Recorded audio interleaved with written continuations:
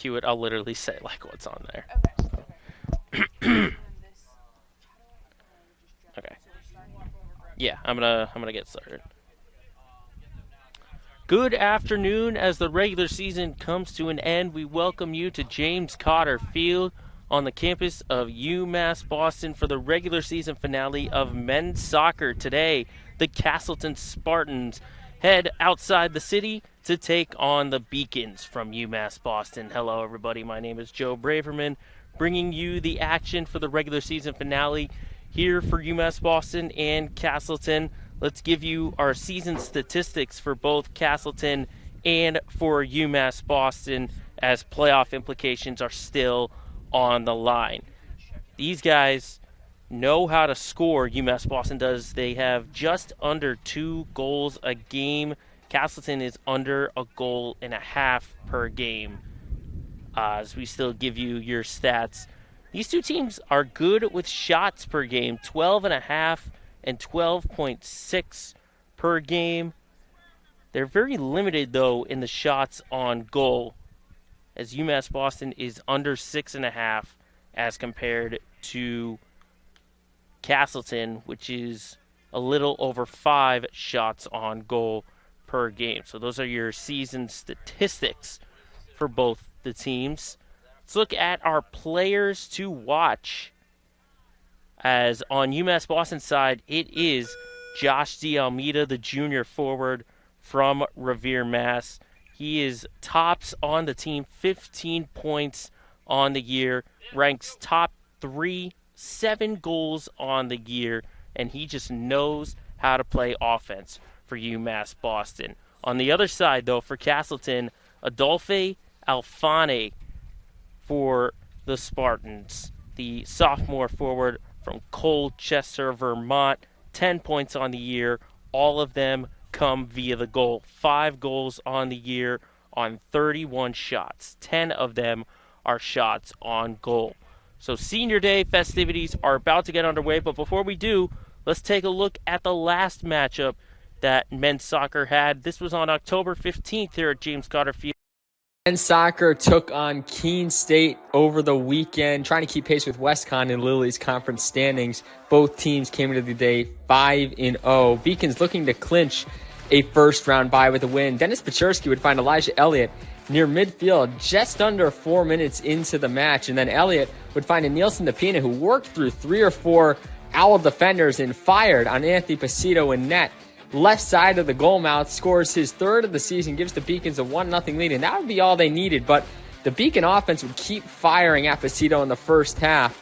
As here's a corner kick here that Pasito jumps up and knocks out of the way, leading to a second Beacon corner kick. The Beacons looking to convert on that one. This one would just go high and wide as Keene State would knock it loose and back out to midfield, taking it the other way. But again, the Owls really no offensive opportunities in the first half. Ryan Lima would manufacture a first half opportunity for the Beacons, stealing this one away in the offensive zone and then firing on Pasito in net just right of the goal mouth, keeping the game at 1-0. Luis Spinola in the first half, firing here against the Keene State defense, blocked in front, and Pasito would pick it up before it went out of bounds to avoid a corner kick for the Beacons. And then moving to the second half already, and Nielsen DePina on the throw-in right here again, working around Owl defenders, so crafty with the ball, fires on Pasito just wide of the goal mouth, keeping the score at 1-0. And then Declan Coughlin would get the first scoring opportunity for Keene State really in this game. Gets this one in front, fires it just wide of Qasim El Ashkar in the net as the score stayed 1-0. And then El Ashkar would get his first save opportunity in the second half here as Dennis Fleming would fire on net, a really good shot opportunity, and El Ashkar just dives in front to save it. Ball would go out of bounds, leading to a corner kick, and then this would be honestly the last opportunity the Owls would have in the game. A corner kick right here, ball goes in front of the net. Fleming would find a foot on it again, but El Ashkar would make the save, and then the Owls firing it on net again. Nobody on the offensive end able to get it, and it goes out of play, leading to a goal kick, and the Beacons would take this one 1-0. WestCon would win earlier in the day as well, as both teams are 6-0 heading into their matchup with each other this upcoming Saturday on the road for the Beacons, as they win this one over the Keene State Owls 1-0 and clinch a first-round bye in the Little East Conference Tournament. So Senior Day festivities getting underway here for UMass Boston. Christian Suvak and Emilson Barbosa getting honored. While that's going on, let's take a look at the sneak peek at the Beaks for this weekend. It is a very busy weekend here for UMass Boston. Obviously, you got men's soccer today. Women's soccer is wrapping up their regular season as well. They will be on their way to the postseason. We also got a hockey game coming up in a couple, just after this, I should say.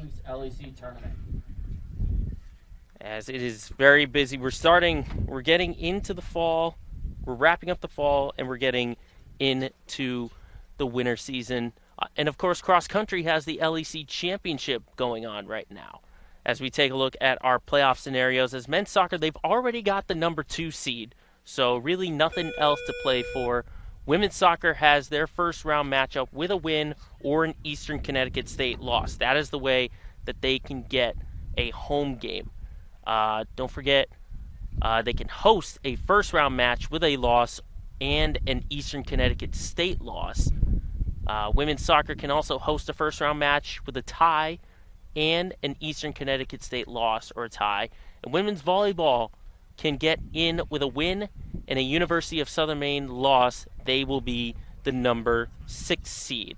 Let's take a look also at scores around the LEC for men's soccer. Obviously, playoff implications are on the line here today. Keene State is at Rhode Island College. They're about to get underway, as well as Western Connecticut State and Southern Maine. They will get going in just a few minutes. We have this game as well. And then at 4 p.m., it'll be Eastern Connecticut at UMass Dartmouth. So a lot of playoff implications on the line with these two.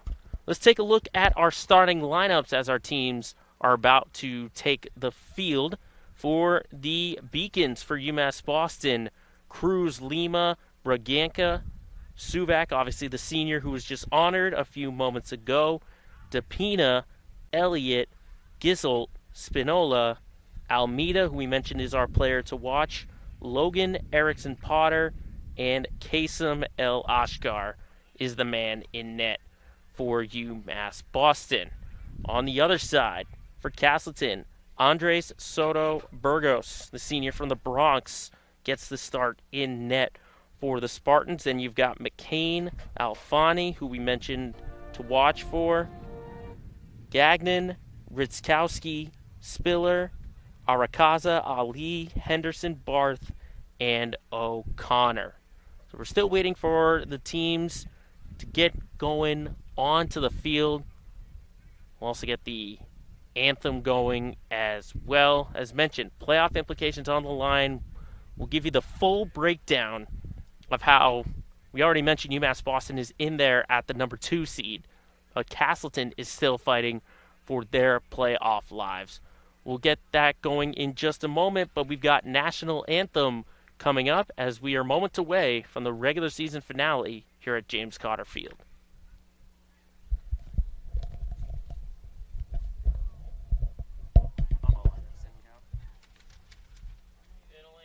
Doesn't work, then just go right into the next thing. Yeah. Don't hang on it.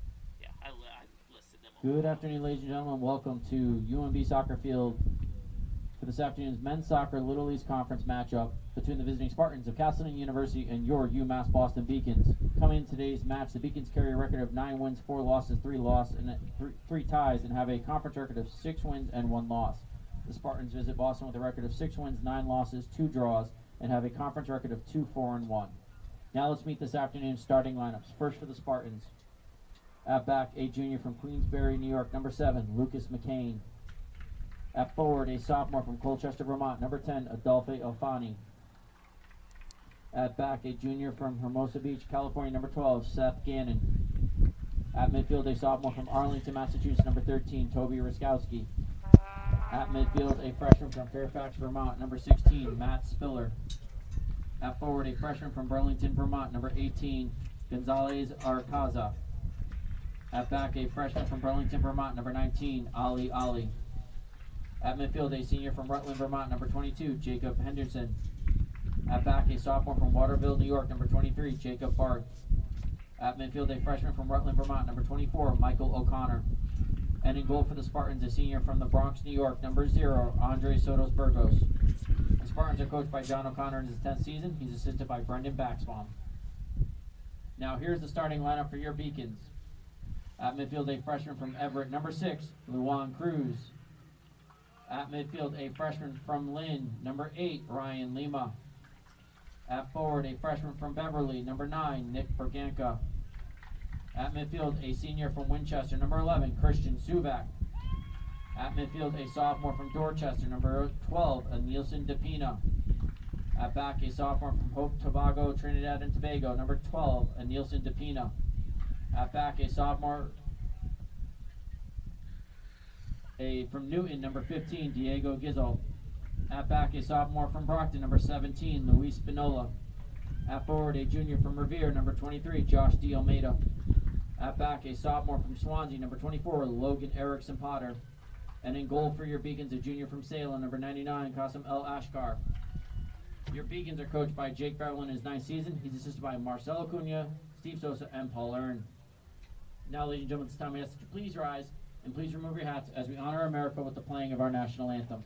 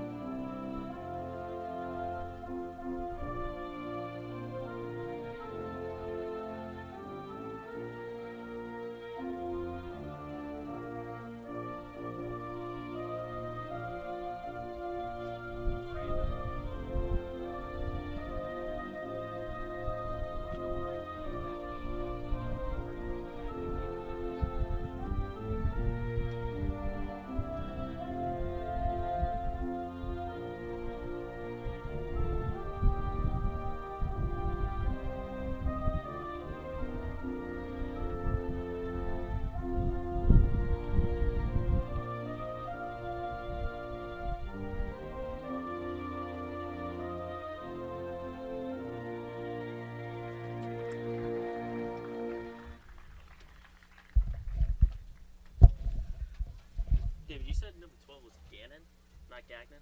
Again, Okay. yeah, a silent N. Okay. Or silent, Silent G. silent G, thank you. Okay.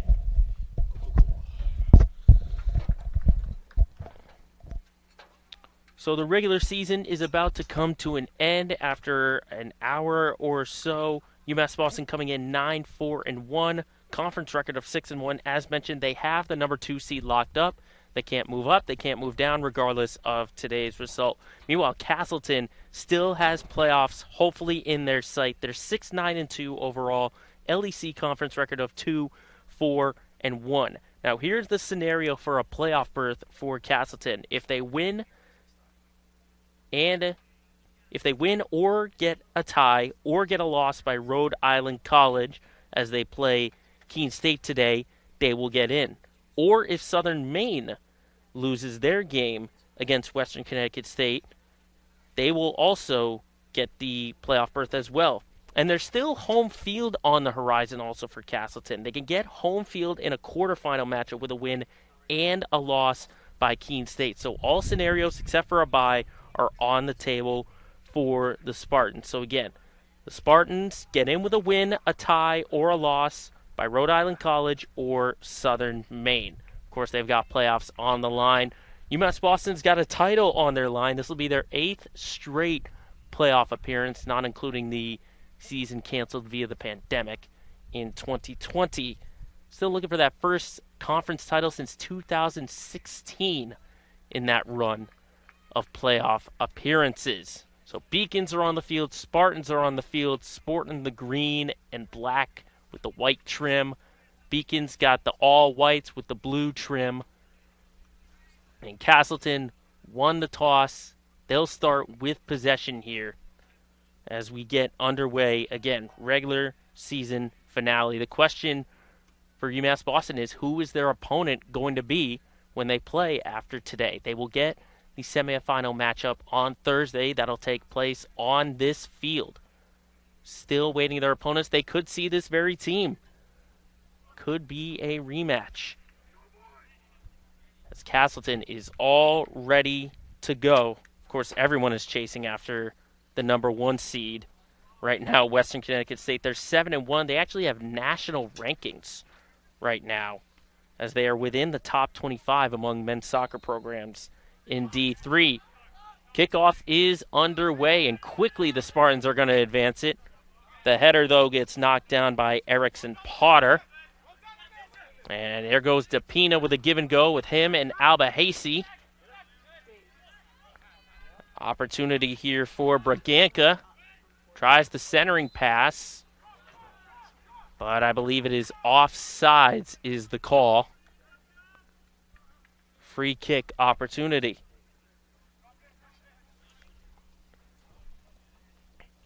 Soto Burgos will take this one, as mentioned, the senior goalie from the Bronx. He's got a .762 save percentage, a goals against average of a little over 2. And again, the Spartans, they joined the LEC conference in 2018, and that was their only playoff appearance in their inaugural season. They haven't made the postseason since. They're looking for appearance number 2. Right around midfield. Trying to track it down. Beacons get it right back. Over to Braganca. Braganca going to settle it. Some conservative passes here. This is Cruz. Trying the touch pass for Erickson Potter. Some quick touch passes here going on. Beacon's trying to work quick here. Braganca to DePina. Looking for options. Gets it over to Lima. Again, being very smart here with the passes. Not attacking too early. Erickson Potter gets free. Centering pass. No one is there. Here's a big time shot that goes over the net and out of play. It'll be a free kick. That shot was taken by Cruz. Beacons coming off a tie with WPI last Tuesday. That game was a tie 2-2. Lima and D'Almeida both scored in that one in the non-conference finale. Track down. D'Almeida over to Braganca. Braganca going to get the offense going. Goes for the pass. It gets deflected, and that one's just going to roll easily to Sotos Burgos. The Spartans trying to slow down the pace here. Beacons sort of a different idea here. As they were going fast, Spartans going slow. Sotos Burgos, now he boots it away. This one's headed by Erickson Potter. Spartans, though, retain the possession. And DePina trying to come in and take it away. Good play, though, by Spiller to keep the possession going. Spartans will keep it on the throw-in. This will be Ali.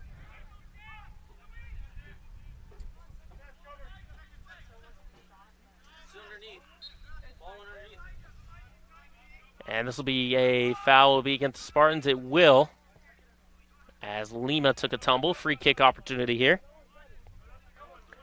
In Castleton have only committed 126 fouls on the year, the second fewest among LEC teams. That's an average of a little under 7.5 per game. So they're going to be very smart here defensively. Here goes D'Almeida with some room up that right side. And he loses the possession. Spartans get it right back. Looks like it just overran it a little bit. Some good defense there by the Spartans.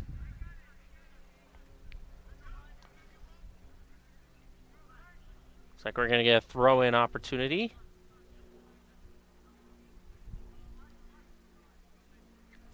And it's going to be a short throw-in here by Spinola.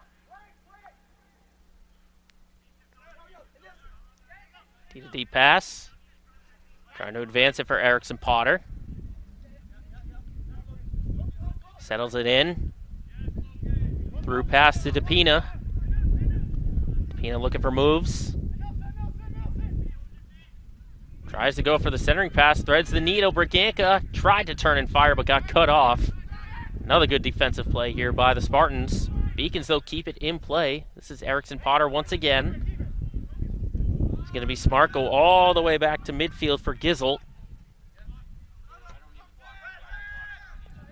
He's going to Elliott.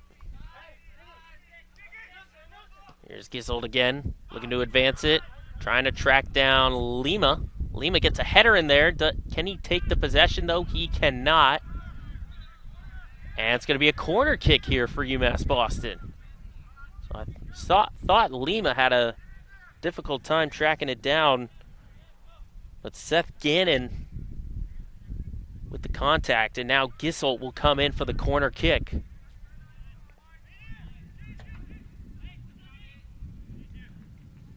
Interesting enough, in that 2-2 tie with WPI, they had 6 corner kick opportunities. Oh, what a header.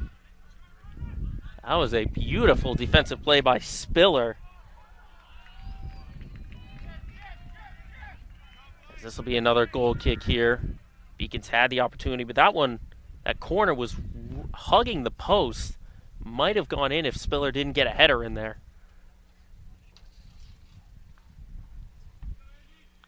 Now Sotos-Burgos taking his time on the goal kick.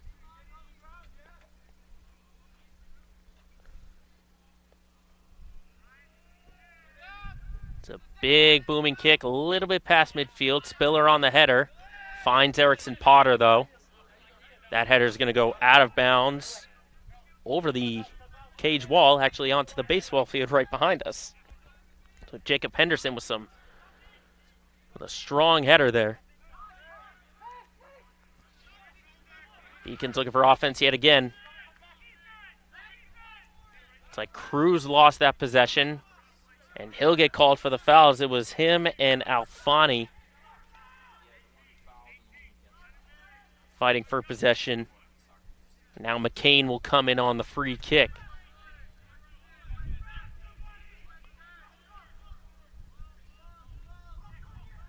McCain's going to look for options here. Floats it in.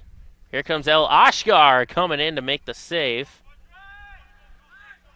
Just came in, grabbed it right out of midair. 6-foot junior from Salem, Mass. One of the top keepers, .835 save percentage on the year, and a goals against average of a little over 1, which both rank in the top 3 among conference goalies. This one goes off the foot of Cruz. Spiller tried to keep it alive. Beacons, though, get it right back. Spinola loses the possession. This one's gained. Looks like Barth. Here's McCain. Settling it in. Gets it over to Gannon. Touch passes here. Quickly intercepted, though, by Suvak. Again, it is senior day. Here, James Cotter Field's Christian Suvak, one of the 2 seniors on the team, along with Emilson Barbosa. Of course, Barbosa not playing due to injury. And that will be a handball, looks like. As Spinola tried to clear it out. And that hit Arakaza, freshman forward from Burlington. It is a beautiful day here just outside of Boston, Mass. Sun is out. Definitely feeling like a fall day. Temps in the mid to high 50s. There's a little bit of a breeze as well.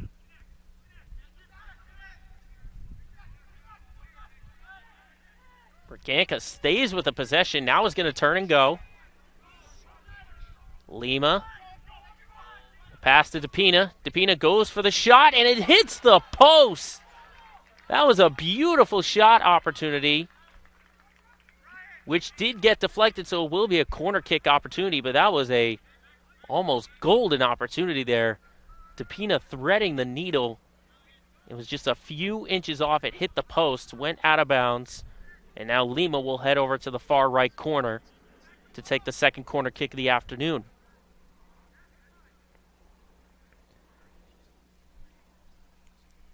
Lima on the year, 4 goals and 2 assists, and he almost had a 5th goal, and a bicycle kick opportunity by DePina. Berganca couldn't get the shot off, and D. Almeida couldn't track it down. So the Spartans are able to clear. Good save as well by Soto Burgos. El Ashkar is just going to boot it away for the moment. Slowly knocked down, touch pass. Gathered here by Henderson. A little too strong there on the pass. And the takeaway by Cruz. Ahead now for Lima. Lima changing directions. Now goes end to end. DePina settles it. Goes back to Suvac. Some good touch passing here. Here's Erickson Potter. Trying to turn the corner. That's Ali with some tough defense there. And another clear here by the Spartans. Spiller also gets credit for knocking it away. Gisselt settles it down. Spartans doing a really good job here defensively early on. Not really taking any bait. They're kind of holding their ground, not getting baited by any kind of moves by the offense of UMass Boston.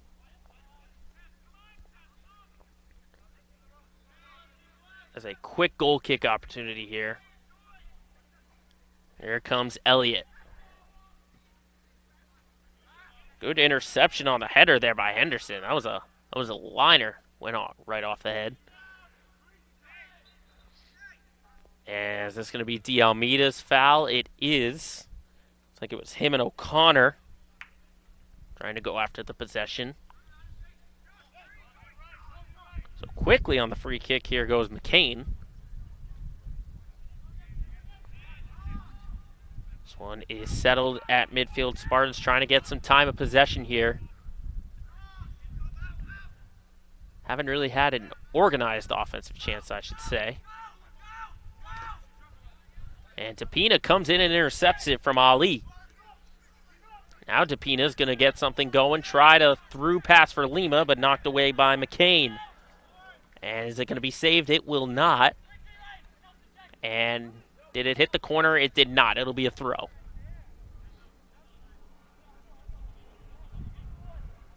Erickson Potter is going to do the short throw to DePina. We'll give it right back to him. Here's Cruz. Stop and start. DePina has it knocked away again. 5 shots so far by the Beacons to none for Castleton. Only one of those shots is on goal as El Ashkar lets the ball roll right to him. He had a charging Arakaza coming right in on him. Arakaza is the leading point scorer for the Spartans. 12 points on the year on 4 goals and 4 assists. That's all on 24 shots, 10 shots on goal. Cruz to Suvac. Going for D. Almeida. Too strong in the deflection, though. Erickson Potter comes in on the interception. Knocked away again for the moment. Spartans knock it down, settle it in. Trying to advance it ahead to Alfani. Alfani working against Elliott. Gets the through pass, give and go. And Gisselt. Is that going to be a corner? No, it'll be a goal kick. Looks like the midfield official initially said goal kick, looked over to his right at the side official, and overruled him. Dusan Basta, Melo Barros, and Manuel Sanha are today's officials. Now, shot opportunity there gets deflected. And Lima frustrated there. I think he was got upset at the deflection. I think just a little frustrated at himself, trying to get the shot off. They have 44 shots on the year, so Lima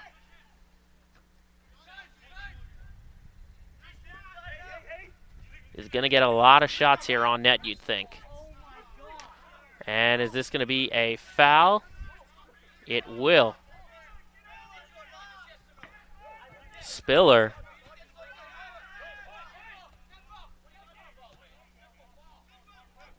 Over to Elliott now.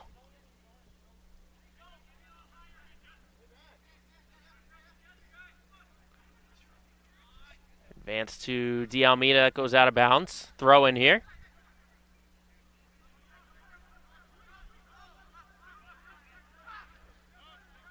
Spartans being conservative on the passes. Soto Burgos waiting for the offense. He'll boot it away. Header gets tracked down there. Erickson Potter right in front of us, Spiller. O'Connor with a give and go. Spiller, deep clearing kick. That gets tracked down though, but too far out in front though for Arakaza.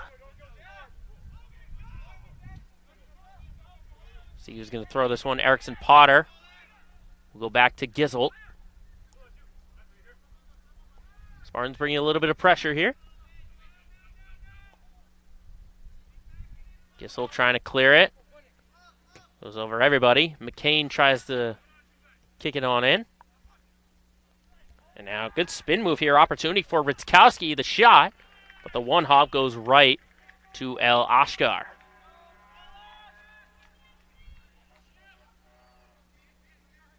This one goes in now to Lima.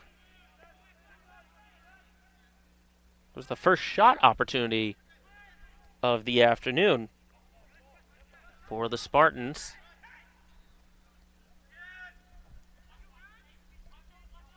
We are approaching 28 minutes to go in the first half. 0-0 remains our score.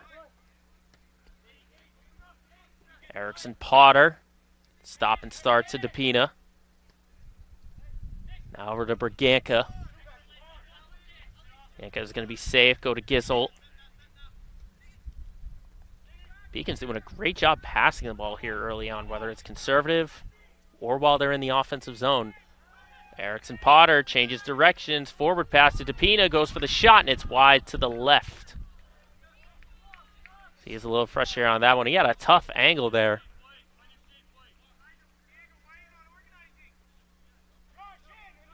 Be a goal kick now for Sotos Burgos.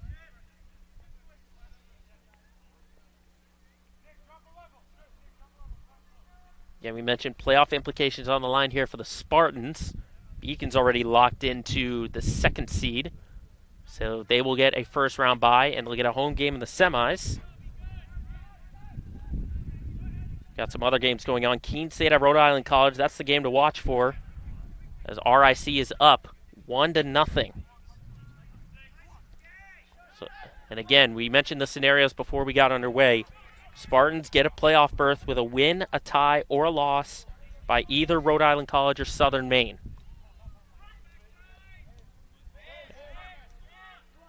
As of right now, if the scores were to end, because it's a tie, and because the Spartans have the tiebreaker over RIC, they would get in. It's also 1-0 Western Connecticut State over Southern Maine. So if you're scoreboard watching on the Castleton side of things, that's a very important game to watch. The referee just adjusting the placement of the goal kick. Here by Sotos Burgos. Again, currently Spartans are in the 5th spot. They're 1 point up on both Southern Maine and Rhode Island College. And they're 2 points behind the 4th place team. And that would be Keene State.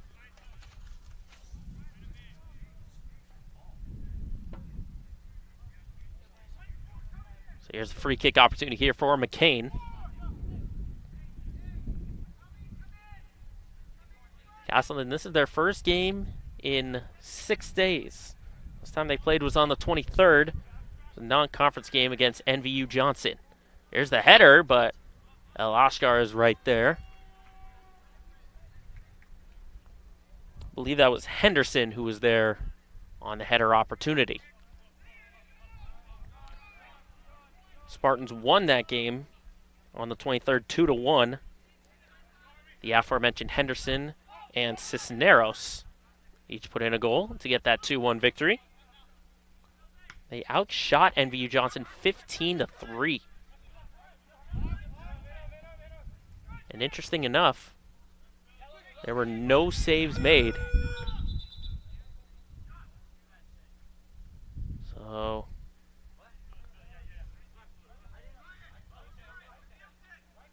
looks like Beacons were trying to go quickly, but they wanted to get a sub in really quick.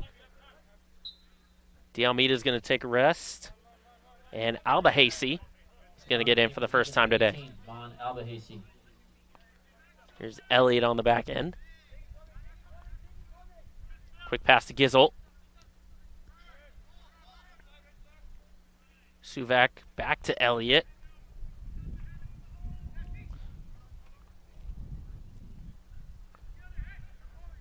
And so far, very quiet here. As mentioned with the 0-0 tie, 7 shots so far for the Beacons. And is that going to be a foul on Berganca? It is. Has some contact with him and Gannon. So that's the 4th foul on the afternoon as we're past the halfway mark. We're just about at the halfway mark, under 24 minutes here. 7 combined fouls so far between the Beacons and the Spartans. So Sotos Burgos is going to come in here and take that free kick.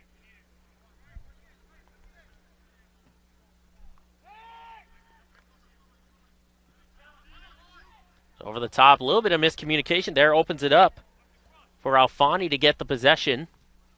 Tries for the centering pass, it goes off of Cruz. And is it a throw or is it a corner? It's a throw-in, they say.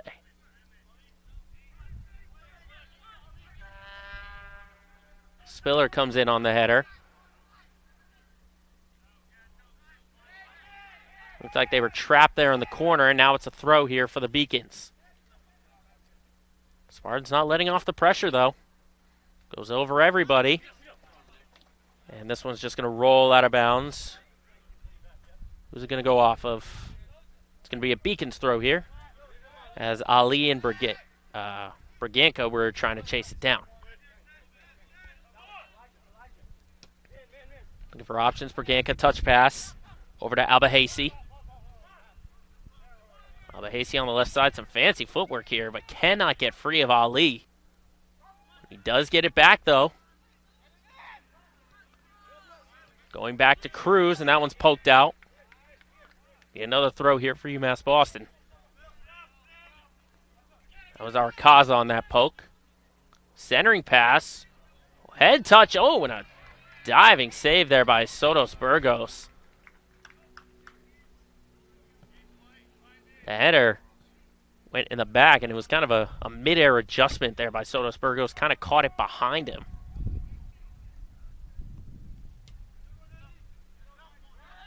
So far, both defenses played very well here.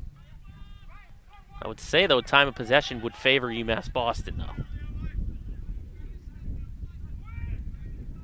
Spinola. Back to Lima. Lima trying to turn and go. Now heads back to the middle for Erickson Potter. Got some space on that left side. Now he backtracks. Goes to Cruz. Cruz is going to turn and fire. Inadvertently hits the ref.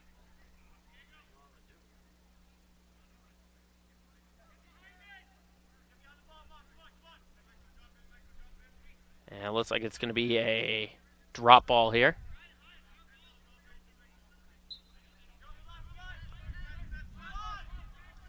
Cruz gets it to Berganca. A little give and go here. On that left side, Erickson Potter. It's like Cruz was going for the pass there, but a little too far to the right. It'll be another goal kick opportunity. Sotos Burgos has been busy here in this first half.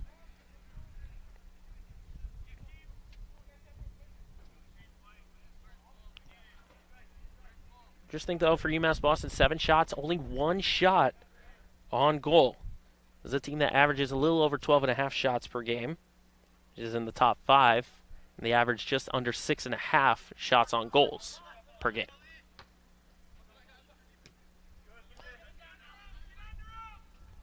Header there by Arakaza. Gisel tracks down the possession, gets it over to Spinola. Spinola trying to advance it. I think he was going for Lima there. And it got intercepted. Could not be saved, though, by Barth. Spinola going to play it safe on the throw and go to Elliott. Now he'll get the possession right back. And we didn't see this in the opening minutes. So obviously a mid-game adjustment here for the Spartans to bring a little bit of pressure. Erickson Potter finds Albahasi right at midfield. Going to try and turn and go. Lima to DePina. Pina going back to Lima. Opportunity. Here's the shot. It's like not enough power on that one. Either that or he kind of second-guessed himself. Sort of mid-pass. It is another corner kick opportunity, though. Lima playing the conservative game on that possession. It's a short kick to DePina. Goes back to Lima. Lima goes for the centering pass. Maybe a little bit too far. Albahasi could not keep it in bounds. Another goal kick.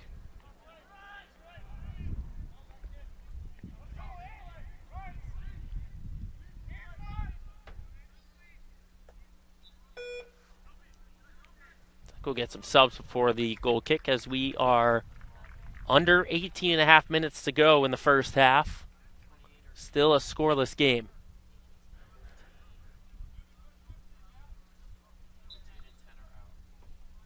Again, Spartans with a win, a tie, or a loss by RIC or Southern Maine.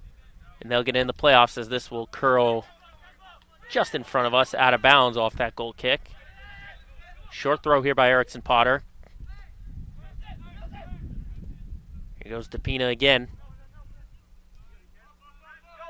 Back pass. Though for Gisel. Is this too far for Erickson Potter? He does track it down. Working against Ali. Over to Braganca now. Braganca going to turn and go. Here's the shot. And Sotos Burgos makes the stop. Again, just tried to turn and fire. No really misdirection on that one. Sotos Burgos playing that one perfectly. Hugging the left post. Our left, his right. Kick is knocked down by Cruz. Suvak touch pass for Spinola. Intercepted here. Spartans have gone a couple of minutes here without some sustained offense. Braganca heads all the way to the middle now, switches sides, and coming in on the interception is Anderson. Stanley Anderson, who checked in just a few moments ago. Now on the forward pass. It's cleared out for the moment. And this will be a foul going against Castleton. Quickly on the kick goes Elliott. That one too far out in front, though, for Lima. Gannon trying to clear it out.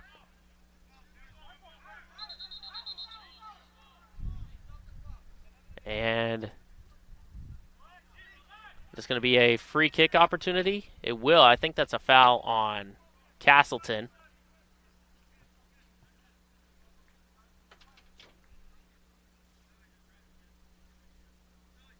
And I think Riff's having a conversation here with Suvak and Arakaza.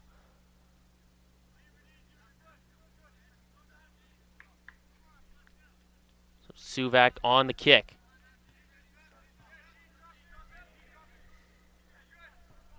But I think it was Arakaza and Suvak kind of fighting for possession here. So play resumes. Gisel with the pass to Erickson Potter. Albahasi now gets free, tries to go. Here's Christian Potter. Erickson Potter, excuse me, I should say.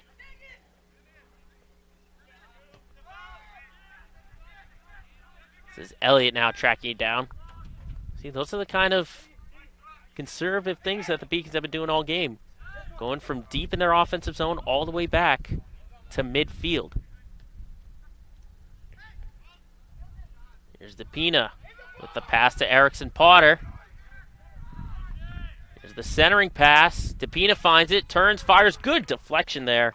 Knocked away by Henderson. Spinola tracks it down, though.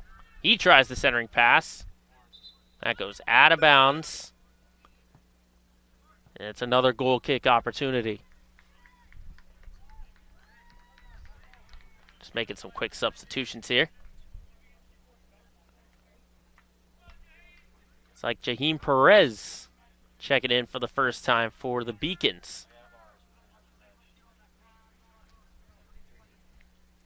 Freshman forward from East Boston.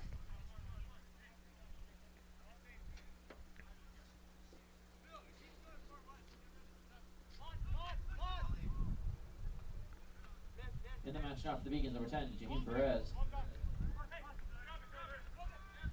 And in the game for the Spartans, number 25, Jonathan Here's DePina now. Shimway. Looking to turn and go. Alba Hasty with the touch pass. Perez back to DePina. Trying to thread the needle in the middle. Ganka to DePina. Another good poke out by the Spartans.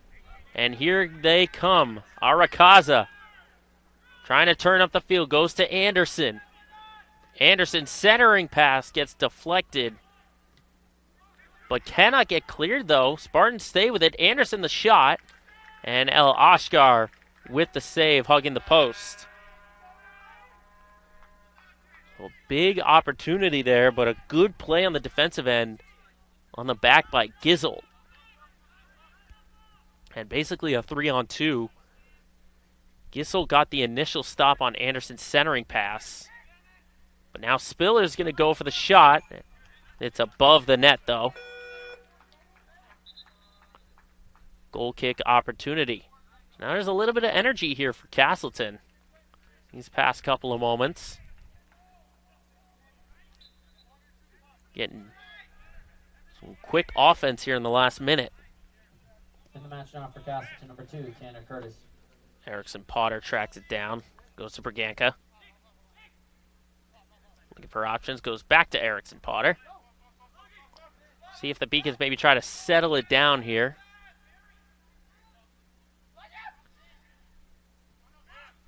You also have to wonder here, do the Beacons know about Castleton chasing for the playoffs? Because again, Beacons locked in the number 2 spot. They will get a home game next Thursday for the semifinals of the LEC Conference Tournament.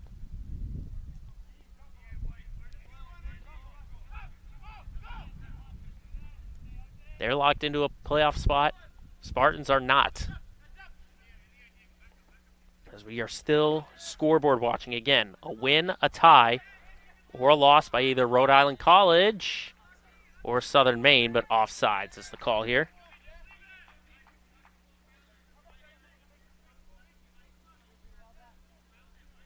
Still 1-0. Rhode Island College on top of Keene State. They're about to end the first half.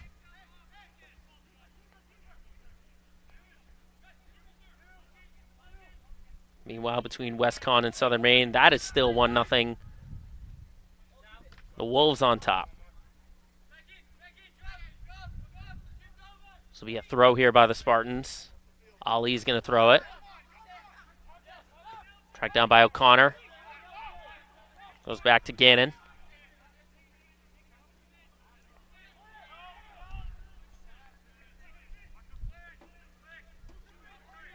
Trying to turn and go here was Doob. This ball finds El Ashkar. And he's just going to kick it away. And that will go out of bounds. So he was going to get this throw here. Ali will.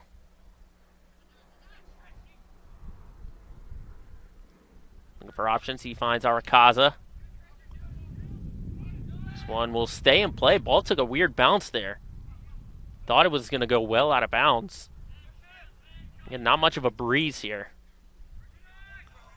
Braganca looking for options, trying to muscle through two Spartans there. That one gets kicked out of bounds. Quick throw here by Erickson Potter. Tried to go to Albahasi.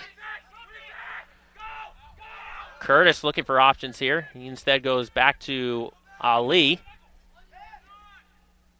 He heads to the middle for O'Connor. O'Connor looking for options. He'll backtrack it. And look at the pressure here by the Beacons. You can hear the communication. They're saying, go after it, go after him. Braganca touch pass to Albahasi. Turns and shoots, but wide to the right.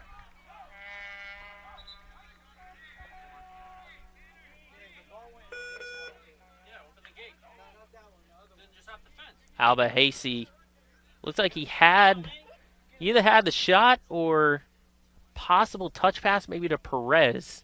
Maybe just a little miscommunication there.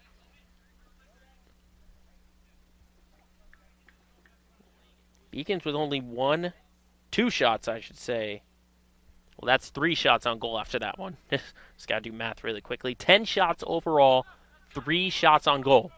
In the match for the Spartan, number 26, Ben Stewart. Here goes Perez on the takeaway. Perez will go back to Spinola. And he'll go back to Elliott.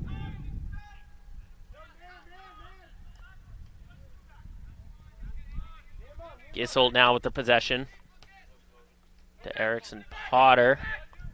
Beacons have been using a lot of the left side here on offense in the first half. Braganca gets it through to Lima. Or that's Cruz. Nope, that is Lima, I should say. Albahasi, Perez tried the touch pass. Was looking for Lima. Back to Suvac. Over to Lima. Lima goes for the shot. That goes high and out of play.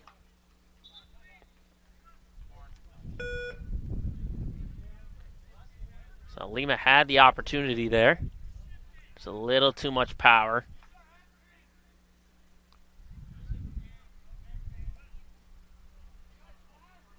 Ayub Musanovic is in for the first time for the Spartans. Comes in for Spiller.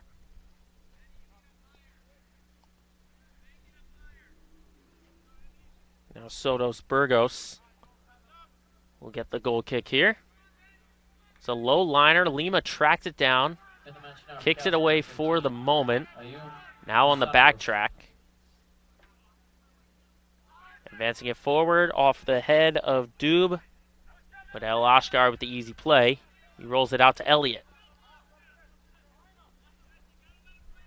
It goes to Pina looking for Spinola. Again, some good passing here by the Beacons. And this one's going to roll out of bounds. I'm going to track it down on the throw. It will be Ali for the Spartans. He's going to play it safe, though. Back it for McCain. Big boot here by Sotos Burgos. Elliott trying to track it down. He does. Albahasi to Perez. Beacons being safe here on the passing. And look at Dube who's just running all over there looking for options. Here goes Perez. Finds Erickson Potter right on the out-of-bounds line. Out of Suvac in the middle. I think he thought about the shot. Goes to Lima. Now here's Braganca. Shot deflected. Who tracked it down? Ali does. I believe that was McCain who had that initial deflection. DePina. To Erickson Potter. Out of Suvac. Suvac gets it back. I think he was going for Albahasi here. Intercepted, though, by Curtis. See who's got the throw here. Spartans will. It'll be Ali again. We're at 6 minutes to go here in the first half. Still scoreless from James Cotter Field. Joe Braverman here on the regular season finale. Got a bunch of highlights coming up for you at halftime. Women's volleyball, as well as women's tennis and women's soccer. You'll get to see women's tennis and how they won their first title in program history. First conference title in their 27-year history from last week's LEC championship against Rhode Island College. So congrats once again to the women's tennis team. And then just a week ago on this field, women's soccer senior day, playing against WestCon, knocking them off from the undefeated ranks of conference play. So some great action here from the Beacons over the last couple of weeks as we wrap up the fall season, get started on the winter season. And Lima loses the possession, taken away here by Curtis. And now Tanner Curtis will go to Anderson. This one taken away, though, by Elliott. Again, that's been a theme. Not a lot of sustained offense here for the Spartans. Once they pass midfield, Beacons are there to shut them down. There's DePina. Again, if you're just joining us, Beacons have locked up a playoff spot, and they know their position, so they know when their next game will be after today's senior day finale. Castleton, meanwhile, in control of their own destiny. They win or they tie, they are in. They also could help with a loss from either Rhode Island College or Southern Maine.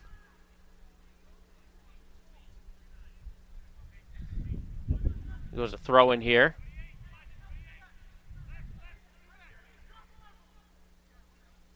Spartans on the throw. And this will be a foul going against Spinola. Free kick opportunity here. How are the Spartans going to attack this one? We'll see what Ben Stewart has here for Castleton.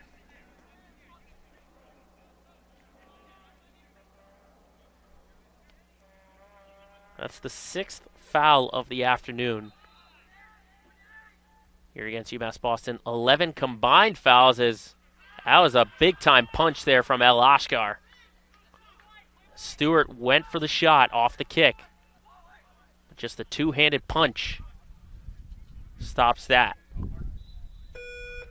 So go out of bounds right in front of the Castleton bench. Beacons still get the possession here as we get to see Stessman here for the first time. And the match off for the Beacons, number 20, Isaiah Stessman. You know, it'll be very interesting to see how head coach Jake Beverlin attacks this. They know they're in the playoffs. They know they get the bye. So how is his rotation going to look here in the finale? Regular season finale, I should say. We'll probably find more of that here in the second half. Spinola overruns that one. This one kicked out of bounds again, though. Beacons maintain the possession.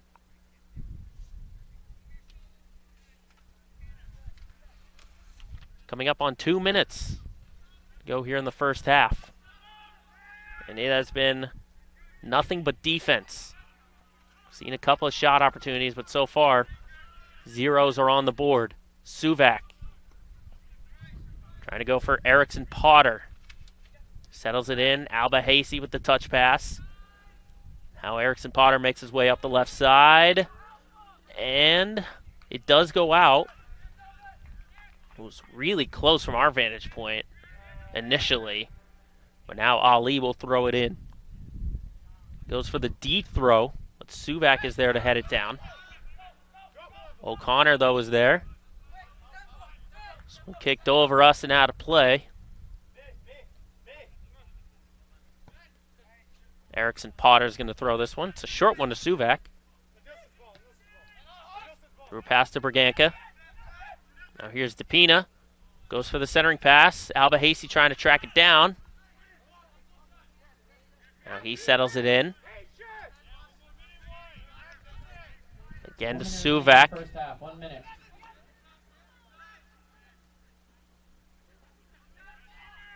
Final minute here. Perez. Probably only a handful of opportunities left here in this first half, under a minute. Spinola tried the centering pass. Ball does find him, though. He can settle it in. Pass to Perez. Stessman tried to turn and go, and he could not. Here's the throw. Spartans are going to have to get up the field in a hurry.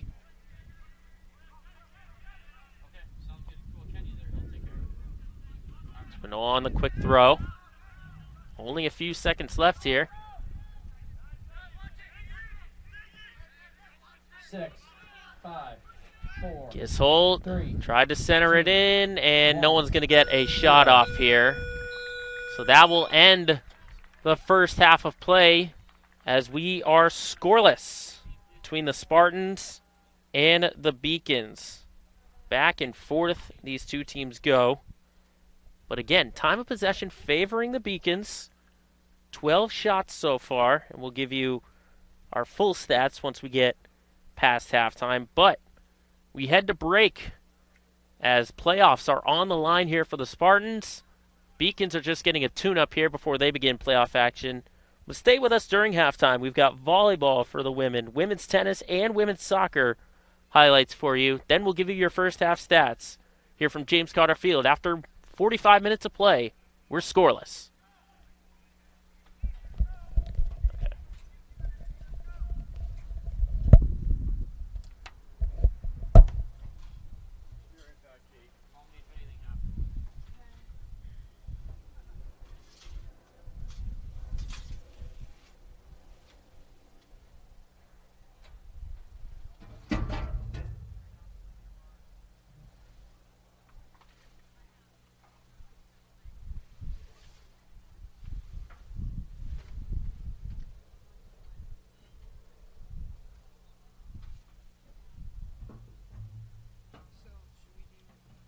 Yeah, start playing the highlights at halftime.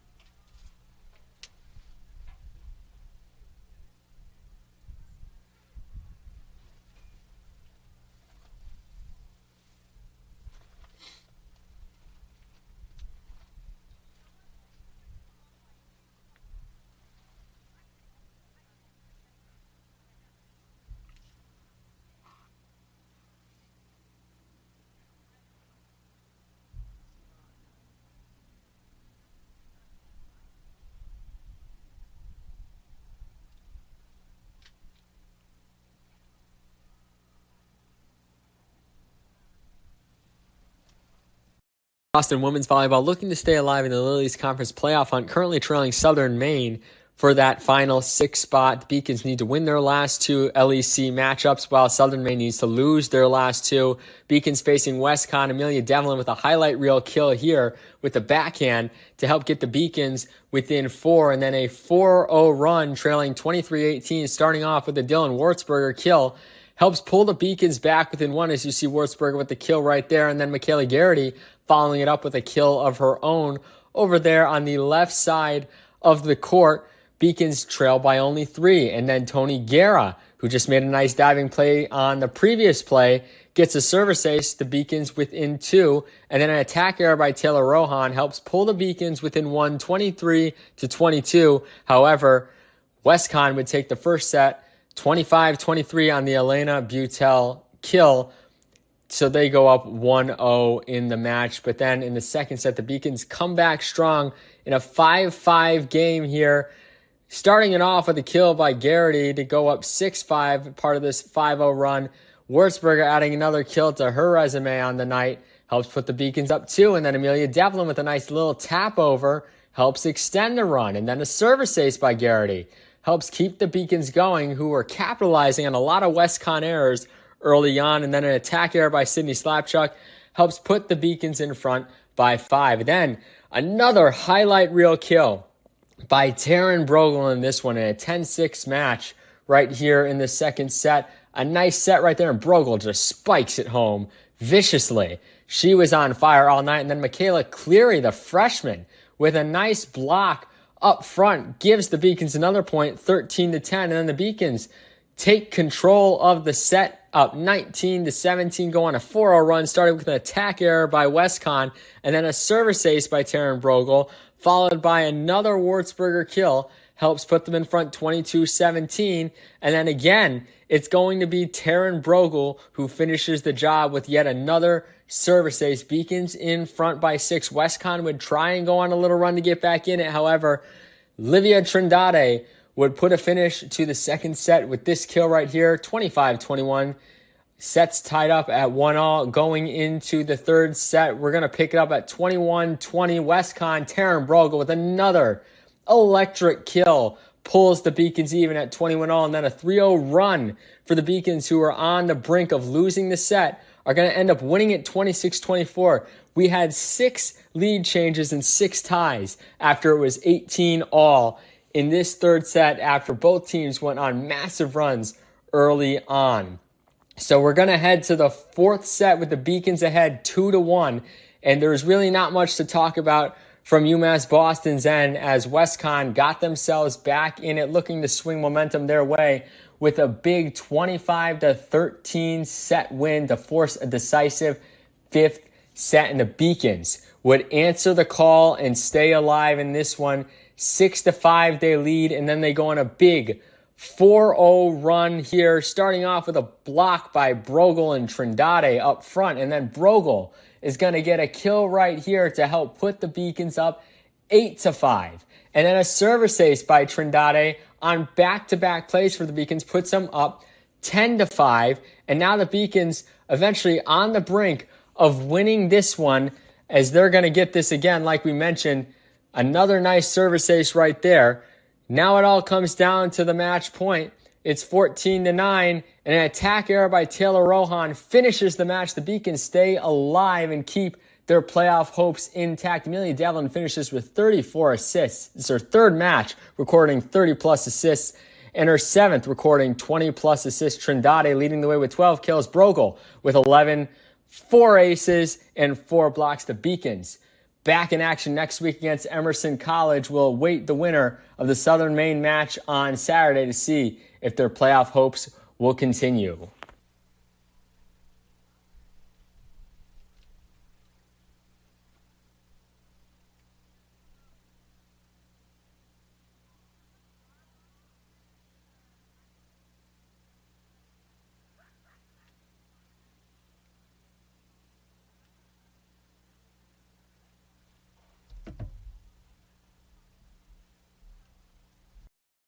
Boston women's tennis hosting their first ever Little East Conference Championship at home on BC High tennis courts on Saturday afternoon. The Beacons taking on Rhode Island College, who they just saw a week ago and snapped a whole myriad of streaks for against them when they got that win to win their first ever Little East Conference regular season title.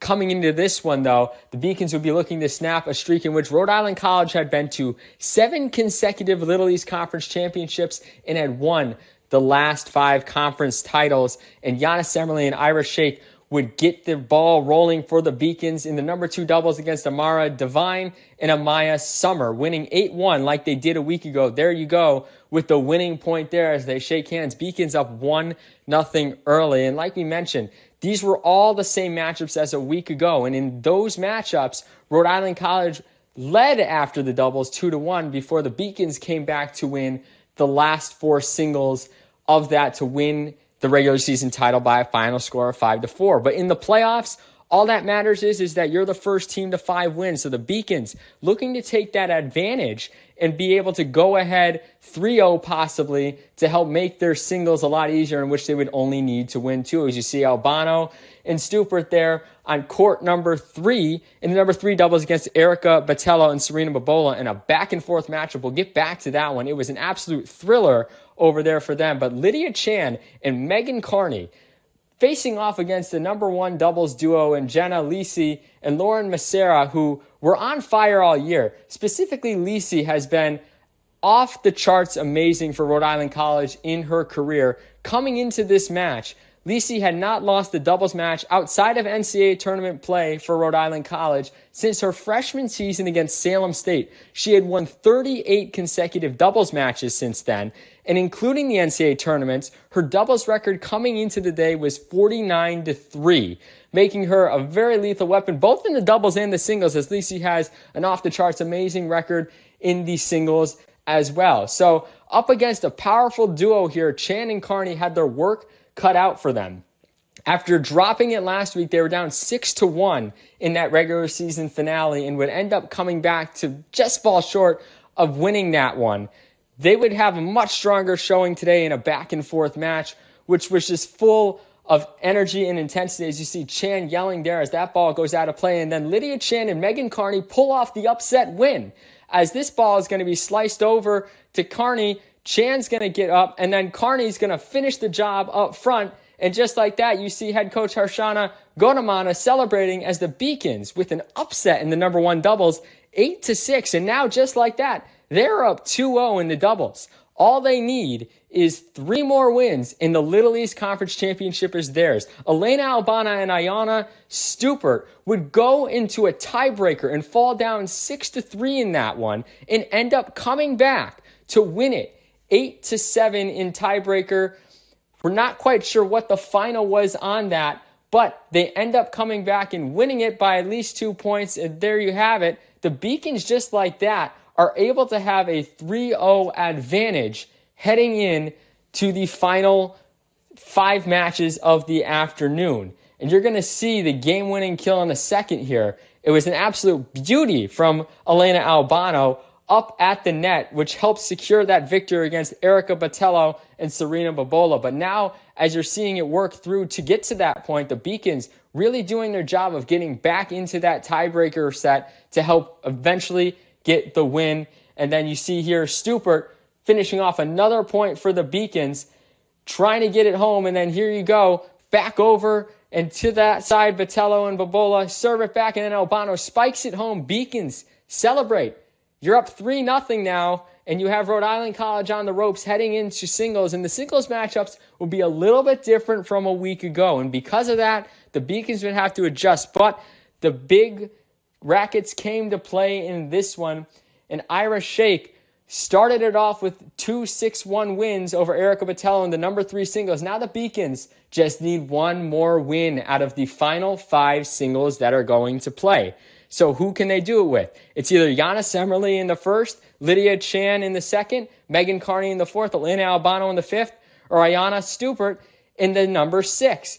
Sarah Gonick would end up beating Megan Carney in number 4, 6-2 and 6-3. Rhode Island College steals one back. Now it's 4-1. Jenna Lisi ends up winning against Yana Semmerly 6-1 and 6-4 in a very tightly contested matchup. Lisi continuing her strong singles career here with the win. Now the Beacons are only up 4-2. So Rhode Island College working their way back into it. But then this is where everything would come to a close as Lydia Chan, a fired up match against Lauren Massera in the number 2 singles. This ball back and forth. We have the winning point for you right here. Back and forth they go, serving it back and forth. Chan back over to Massera. Massera out of bounds, and the Beacons are your 2022 Little East Conference Championship winners for women's tennis. Their first win in program history, in their 27-year history. They will look forward to the NCAA tournament when that bracket comes out in May, as you see them all celebrating together as Harshana Godamana and his assistant coach Jovan Whittier come in to help celebrate this big Beacon victory that's historic for the program. Yeah, we'll do stats. Welcome back to James Cotter Field here. Just minutes away from the second half of play between the Spartans and the Beacons. We'll give you your halftime stats so far. Again, I mentioned it before we went into those highlights. Beacons dominating the time of possession here, and it is evident from the shot selection. 12-4, Beacons on top. Only 2 of them are shots on goal. Spartans, meanwhile, have 3 of their 4 shots on goal. So it's the high percentage shots that the Spartans have been able to get that's keeping this a 1-1 or a 0-0 draw, I should say.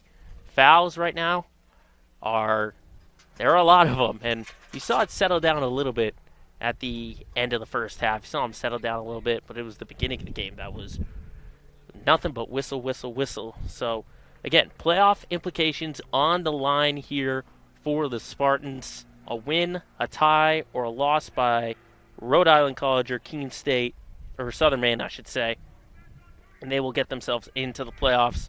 And, of course, a bunch of other scenarios could get them a home game in a first-round bye. It is still 1-0, though, Rhode Island College on top of Keene State, as they are about 10 minutes in to their second half. So, again, those are one of the teams that the Spartans are hoping pull out the loss. But meanwhile, Southern Maine, who's the other team that is in need of a loss in Castleton's eyes, second half is underway between WestCon and Southern Maine, and it's WestCon up 1-0. So, again, a win, a tie, or a loss by either of those two teams, and it will be the second playoff appearance since the Spartans have been in the Little East Conference. So Beacons are going to start here, and the second half is underway. Again, everyone wondering, what's going on with the Beacons? What about their playoffs? They are already in the playoffs, and they already have their spot. They are the number 2 seed. They have the first round bye, and they have a home game this Thursday. But we still don't know who that opponent is. Here goes to Pina on the right side. He's going to get it off to Lima. Lima with the centering pass, and I did not think it had an opportunity for a shot, but Soto Spurgos made the stop.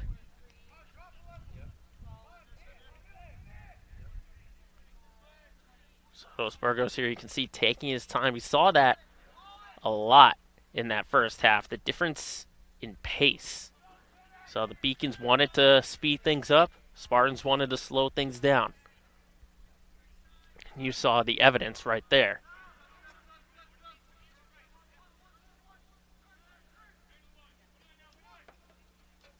Here is Cruz. And again, I mentioned it briefly in the first half. How is the lineup and the rotation going to look for UMass Boston with their position in the playoffs already locked up? Are they going to play it safe? Of course, they could want to play spoiler if the option was there. There's going to be another throw here by the Beacons. Saw a lot of Erickson Potter, as Beacons were very heavy on that left side. See if they want to change things up. Here goes Cruz. Advances it for Spinola. Spinola stays with it. Good defense there by Ritzkowski. Suvak goes back to Gizzelt. It's like Beacons are being a little bit more aggressive here. You see only Elliott, the only player not past midfield right now.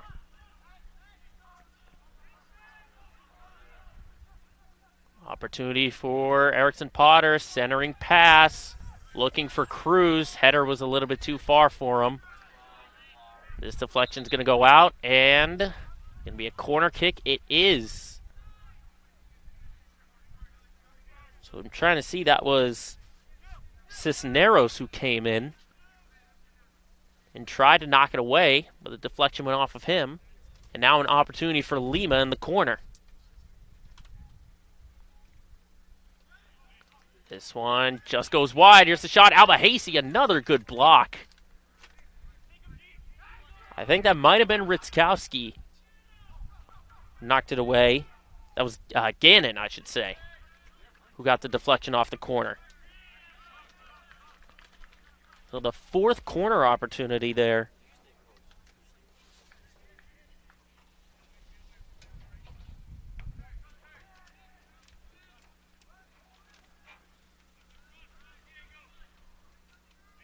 Opportunity here for the Spartans, centering pass, but again, no one there. El Ashkar making the stop.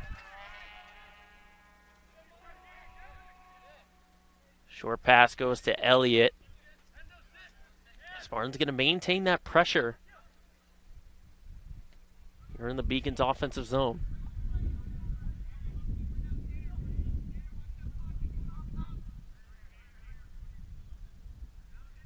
Again, this is the regular season finale. It's also senior day here for UMass Boston. 2 seniors being honored today. Christian Suvak is currently on the field right now. Senior from Winchester, Mass. And of course, Emilson Barbosa, a senior from Fogo, Cape Verde, who has been out with an injury. Cruz will give by Lima. Knocked away by Henderson. Good passing so far here, DePina. Going to Albahasi. Trying to shoot it, and it gets deflected, so back to the corner. I think there was a little bit of hesitation there for Albahasi. Tried to better his shot, but he did get the deflection, so another corner kick opportunity. Gisholt's heading over there for the 5th opportunity in the corner.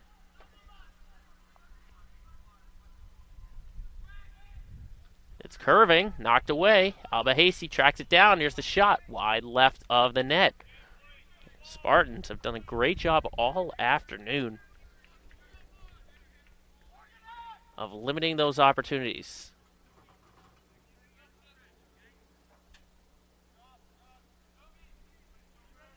Sotos Burgos is going to kick it away.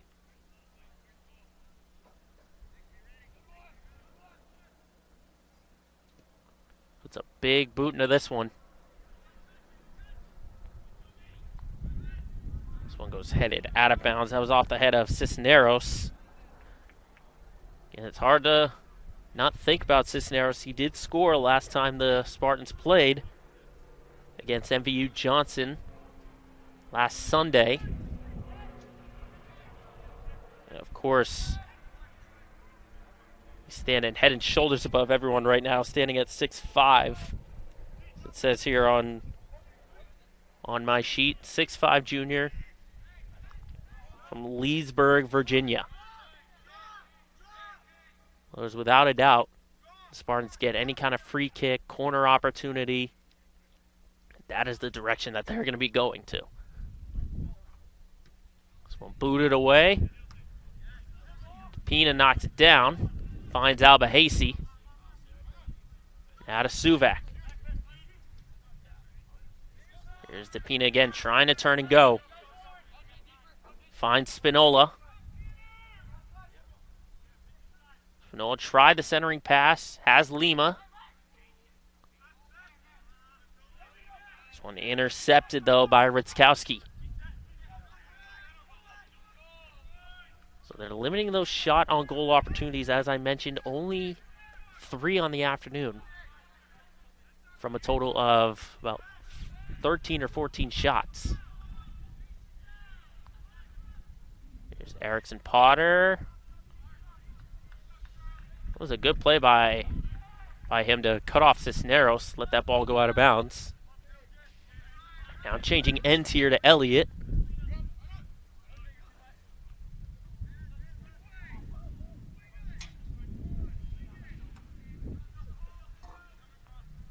Trying to advance it once again to Erickson Potter. This one deflected out. Is it going to go to the corner? Another corner kick opportunity here. So without a doubt, they're getting their opportunities. Again, last game for the Beacons, they had 6 corner kick opportunities as compared to only 1 for WPI. Another clear out. I think Arakaza was in there.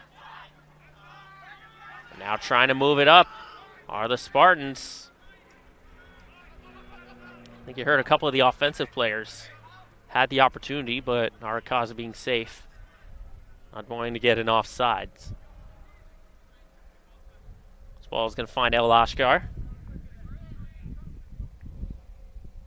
Kind of a quiet afternoon for both keepers. 3 saves apiece for Sotos Burgos and El Ashkar.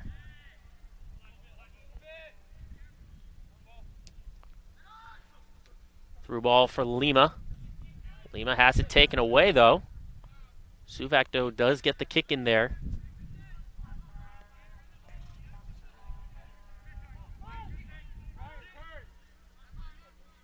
Alba Hasey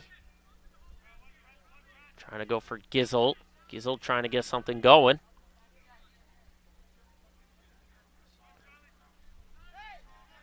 Back at midfield. Now backtracks it for Elliott. Suvak looking for options, goes back to Gizzle. Being very conservative on the passes here. It's Alba Hasey again. Backs it up for Elliott.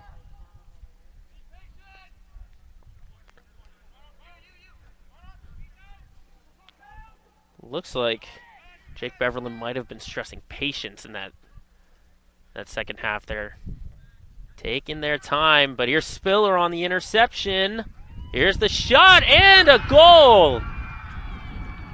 Matt Spiller threw off the rhythm of the Beacons. They were making a bunch of passes, being very conservative, and Spiller comes in, makes the goal, and it's 1-0 Spartans, and that is huge.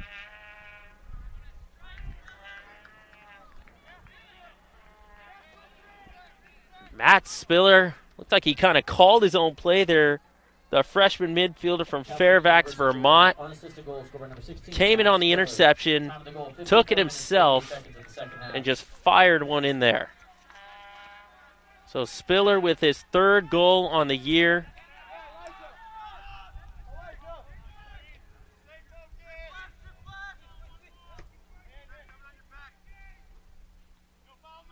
Puts him to 11 points on the season. He's now got 3 goals and 5 assists here in the 2022 campaign.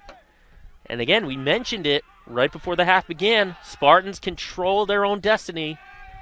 No better control than to give yourself the 1-0 lead.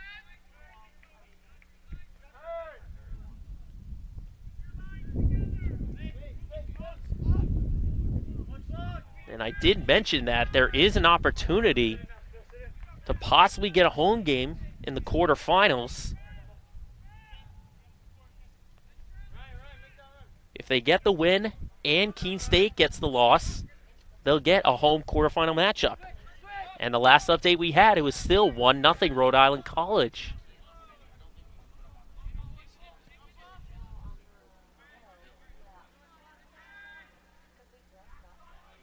You have to think Beacons are going to respond, though. Here's Erickson Potter. Over to Berganca.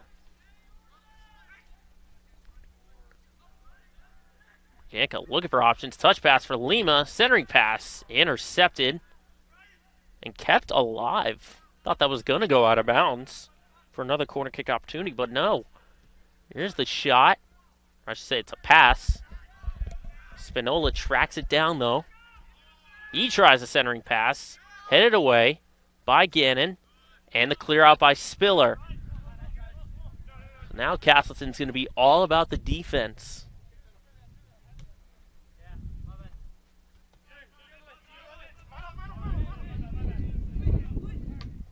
Spinola keeps it alive to DePina. Ball finds Spiller. Knocked down by Suvak. And again, it's still 1-0 Rhode Island College.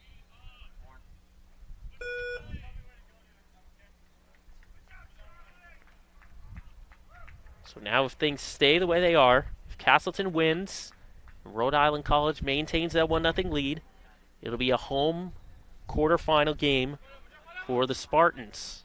So not only will they clinch the playoff berth, but they'll get the home game as well. And meanwhile, just the other game we're watching for, WestCon and Southern Maine, it's 2-0 Western Connecticut State. So now the playoffs are starting to take shape just a little bit if things were to end. Centering pass once again. Floating centering pass. That was Ritzkowski on that one. Now Curtis goes for a big booming shot. It goes out of play. And another goal kick. But again, coming into today, it was Southern Maine who had the 6th spot. They had the tiebreaker over Rhode Island College. But if things stay the way they are, RIC is going to leapfrog Southern Maine and get into a playoff spot if things were to stay the way they are.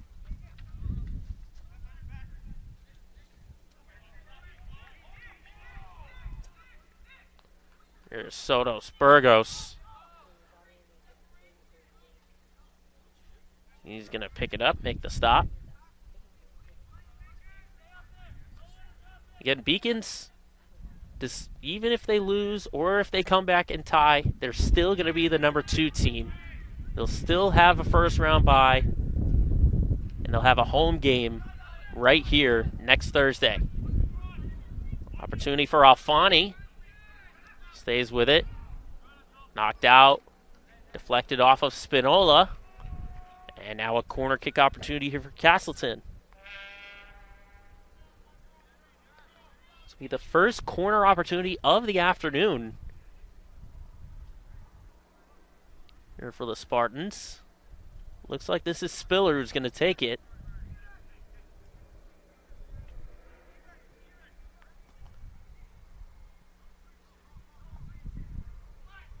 It's a high floater. Goes over the head of everybody. And that's not going to count, as I believe there was a foul, and it looks like someone for the Beacons is shaken up. I think that is Briganka. Like he might have taken a shot there. He is okay, though. And we mentioned it. How is that rotation going to look? Short for El Ashgar. Some heavy pressure now. There's definitely a ton of intensity right now. I feel like the energy and the momentum is shifting now to Castleton. El Ashgar is just going to roll that one. This one finds Erickson Potter. Again, heavy pressure. This is Witkowski. And Ritzkowski gets the possession away. He gave it off to Curtis. Couldn't get the give and go, though. Beacons will throw. Goes into Suvak, who goes right back to Gisselt.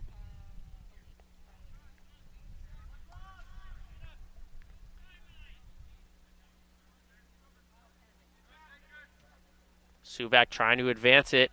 Oh, a little bit of a misplay. Lima is there.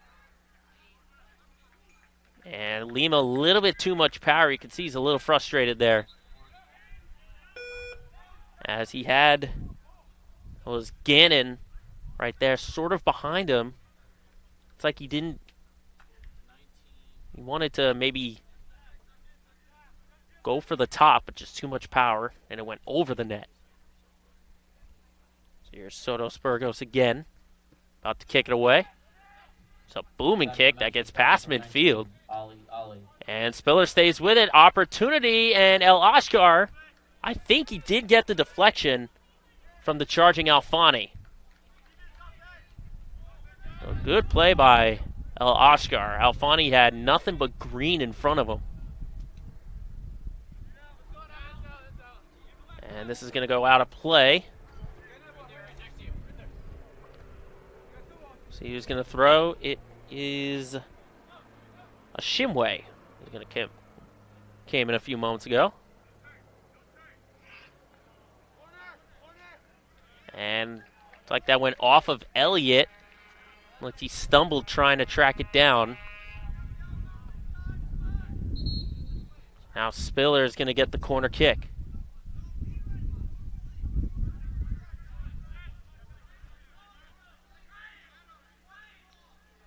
Again, 2-0 would be huge here for Castleton, the way this game has been going back and forth.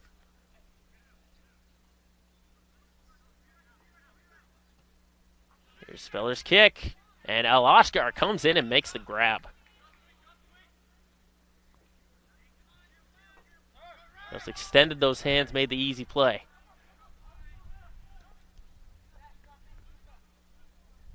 Beacon's trying to move in a hurry, but it went out of bounds before Albahasi could track it down.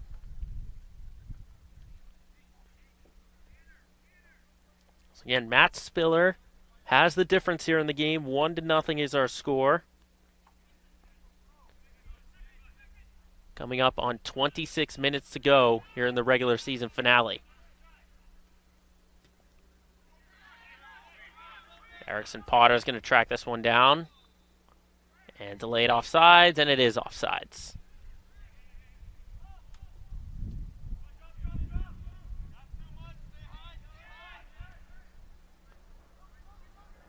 Gishold going to try and settle things here.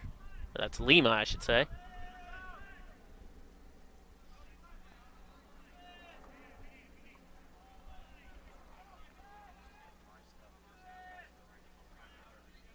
This is Cruz trying to go give and go with Albahasi.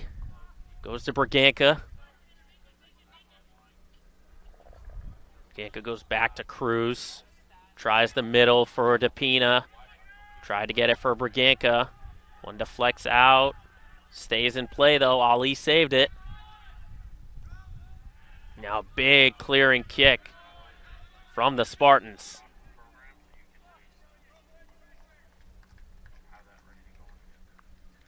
Now Spartans will get the throw here.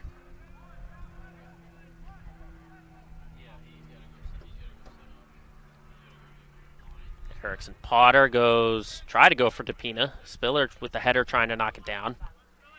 Keeps the possession to himself. I don't know how he's doing it. He's getting past 3 Beacon defenders there. And now eventually get taken away by Spinola. And Lima comes in the interception. He's got nothing but green in front of him. A lot of space on that right side.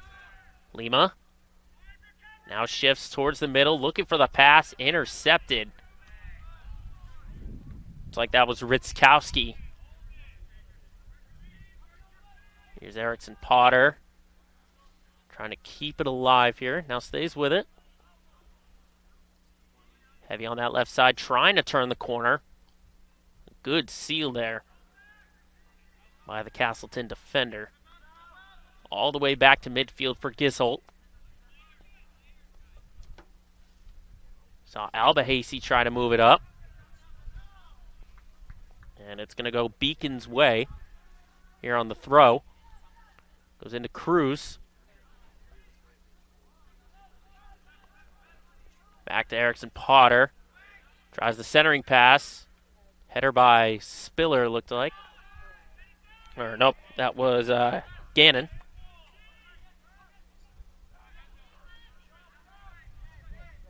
This ball's going to go to Elliott. Again, heavy pressure here for the Spartans. Over to Spinola. And there is Spiller again. Boy, Spiller has been everywhere here in the second half. Not just the goal, but making some key deflections, some key clearing kicks. Lima, the low liner, is going to bounce right to Sotos Burgos.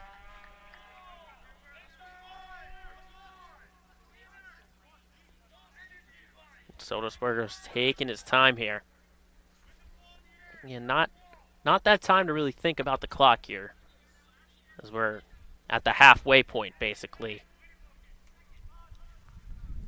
But Spartans have got to be feeling good.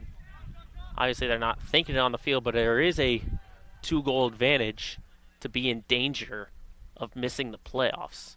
Right now, they're in a good spot. A win or a tie, along with a loss from either of the 2 teams we've been watching. And Elliott tried to stay with it. Opportunity. Oh, El Ashkar comes in and makes the stop.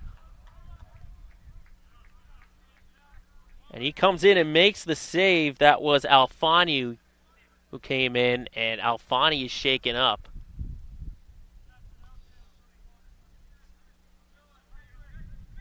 Did they call?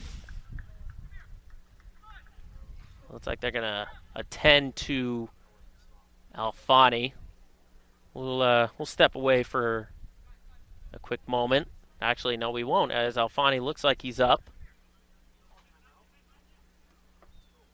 And he looks to be okay. Timeout was actually... Oh. I guess there wasn't a timeout call. Thought there was a injury timeout designation, but there wasn't. Alfani is up and okay, as he had a great opportunity there.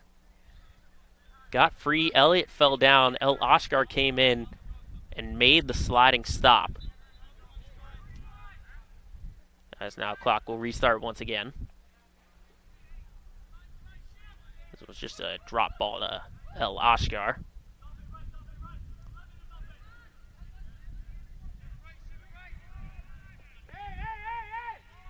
Spinola trying to go up for Erickson Potter, and it's out of bounds. So we'll get a quick sub here.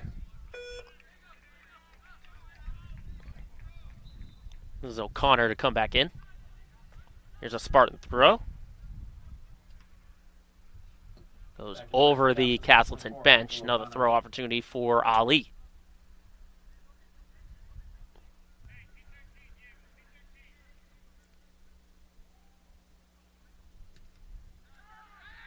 Spinola on that deflection. And a foul is going to go against Castleton. DePina goes in a hurry. There's Lima. Goes back up to DePina. Stays with the possession. He had Spiller sort of backtracking behind him. Here goes Cruz. Cruz goes to Elliott, who now goes to Braganca. Or, sorry, that's Albahasi. There's Braganca. He takes the possession. A little give and go. Lima, touch pass for Braganca. Now goes for Gisselt on that right side. Gisselt going from the defense to the forward position. That one was blocked. Suvak keeping it alive. It was Henderson on that initial deflection. Kind of turned his back and used his backside to make the stop. There goes Spinola. Going to attack the middle. Touch pass to Pina. Looking for a shot. Cut off again. Braganca now with the shot. That deflects. Gisselt does keep the possession, though. Threads the needle for Lima. Lima with the curling shot. Oh, what a diving save by Andre Sotos Burgos. That had goal written all over it. Corner kick opportunity here, though, for UMass Boston. But what an incredible diving save. Lima threading the needle. That one was curving in. And that one cleared out by Ashimwe. Now to the other corner. Oh, it's actually a throw. Thought that hit the corner, but it did not. Here goes Lima. Lima to Spinola. Spinola goes for the shot, but that's high and over the net. Still in disbelief. What an incredible save. The senior keeper from the Bronx laying out. So far, that's the play of the game. No ifs, ands, or buts about it. Hasn't had to make a ton of saves. Matter of fact, only 5 on the afternoon. This is something to keep in mind. 23 shots from the Beacons. 5 of them have been shots on goal. So if you're looking ahead to postseason play, you have to think, keep shooting, but you got to turn those good shots into great shots. Ball gets past everybody. And eventually it was Ali who got the clear. Spinola now goes to Cruz. Looking for Erickson Potter. And did that go off of him? It did. Smart play there by McCain.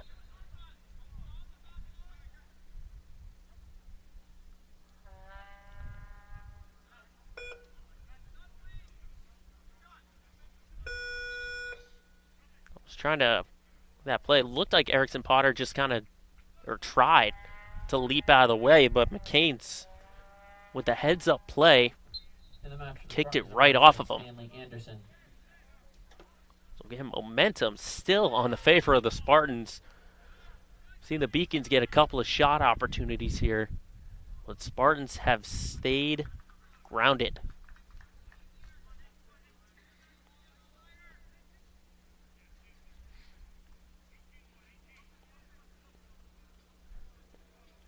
So the way the playoffs are looking right now, Western Connecticut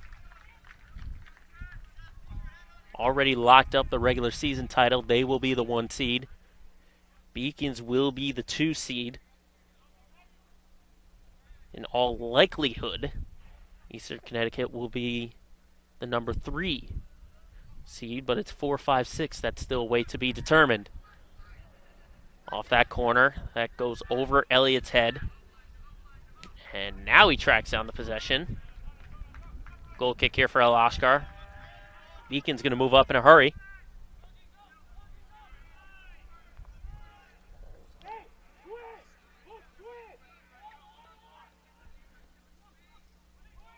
And now Spartans have to feel really good because it's now 2-0 RIC over Keene State.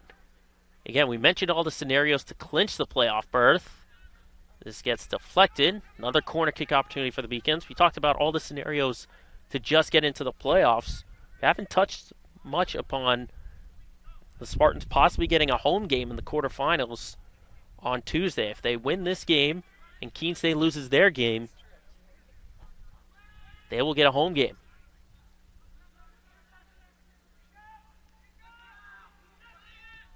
There's a big booming kick there that was Gizzle. That one was off the mark. Not only that, but Rhode Island College could be on their way to getting into the postseason with a victory. As it's 2-0 still, Western Connecticut State over Southern Maine.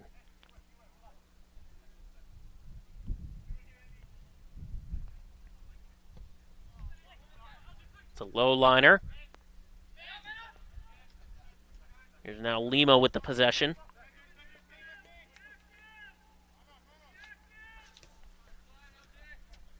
This one's going to go to Gissel, back to Lima. Now to the middle for Cruz. Intercepted for the moment by Alfani. Suvak's going to settle it. He'll go to Albahasi. Now back to Gissel.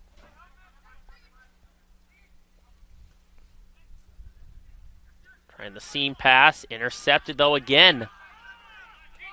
That was Henderson who came up with it. Now here goes Alfani. Alfani was the player to watch. Been a little bit quiet here so far. Easy play by El Ashkar. Big throw here. Settled by Lima.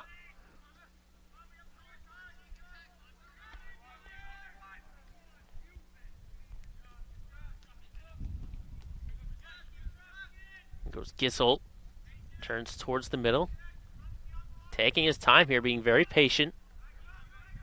When he comes into the trailer, Spinola, looking for DePina. Knocked away, though. Now here is Arakaza, opportunity pass for Alfani. Alfani working against Elliott. Now I was looking for Spiller, and the centering pass got cut off by Elliott, and the stop was made by El Ashkar. Like Alfani with that extra pass, or he probably would have been better going for the shot. Lima goes to Gissel. A lot of room on that right side. Centering pass, Spinola with the bouncer, and Soto Spurgo scoops it up.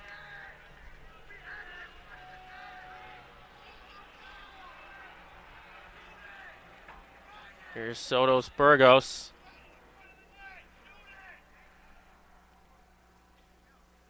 Going for the big punt here. Another good one. Goes well past midfield. Here's Alfani. Turning, goes for the centering pass, but right there again, El Ashkar hugging the post.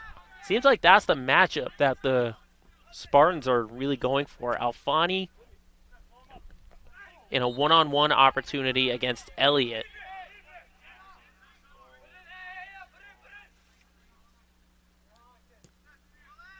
Free kick taken quickly to Suvak. Goes back the other way for Spinola. See Erickson Potter. Spinola headed away there by Gannon. Now the clearing kick by Ashimwe. See Beacon's trying to settle it in, going to try it again. Spinola tried to go for Cruz there.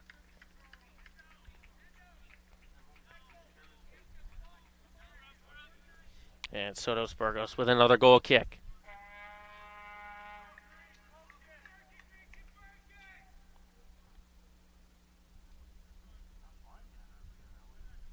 Coming up on 10.5 minutes to go here in regulation. Matt Spiller remains the difference maker.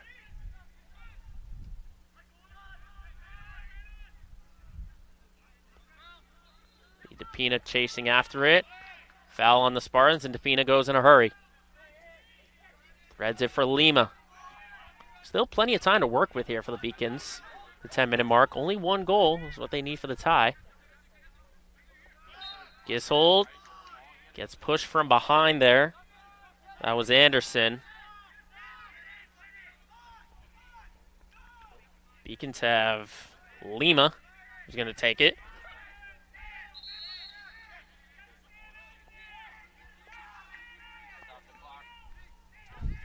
And now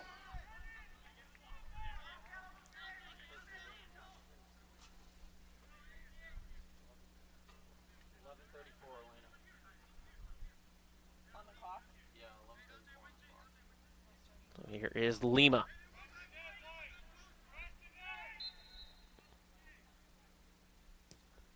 It's a liner and a play by Sotos Burgos. Again, Lima went for the shot opportunity. Sotos Burgos read it and made the stop.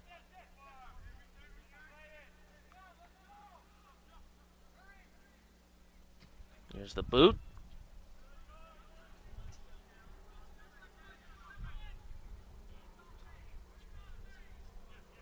Spinola just going to play it safe, go back to El Ashkar. Again, as I mentioned, still plenty of time to work with. Still want to make those high percentage plays. Albahasi trying to track it, working against Anderson, and Anderson deflects it out.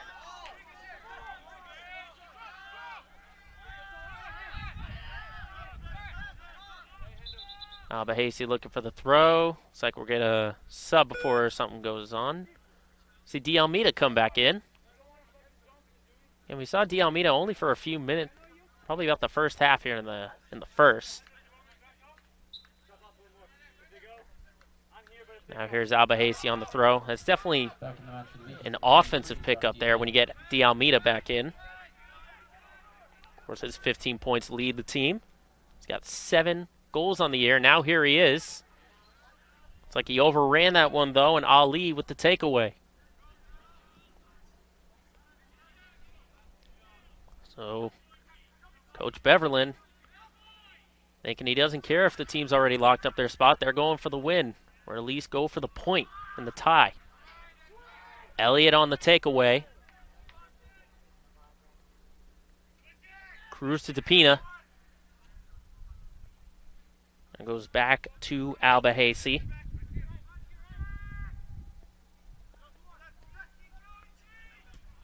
Another clearing kick. This one's going to go out. It's going to be a Beacon's throw.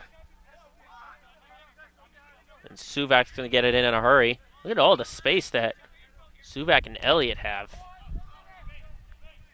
Clearly, Coach John O'Connor is going to stress defense here in these last couple of minutes. I'm really not worried too much about all these conservative passes. Here goes Cruz moving it up. Too far out in front of him, though. That was Henderson on the initial takeaway. And now Erickson Potter gets called for the foul. Henderson goes quickly up ahead for Spiller.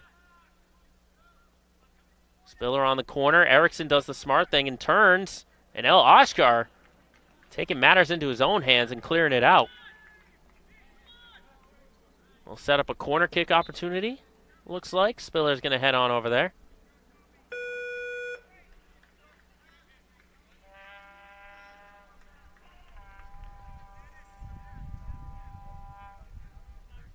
Only the 4th corner kick opportunity here. They've all come in the first half, in the second half, I should say. There's the header, and it hits the crossbar. That was Anderson who got up there for the header. And are they saying, I think they said El Ashkar got his hand in there. So now back to the other corner now. This is Ritzkowski taking it. Short liner. Looks like that was Lima who had the initial header, and now the takeaway. Here's Ritzkowski again. We'll give and go, and that goes out of bounds. Albahasi throws it in. Pina tracking it down. Goes back to Albahasi. Now to Suvak.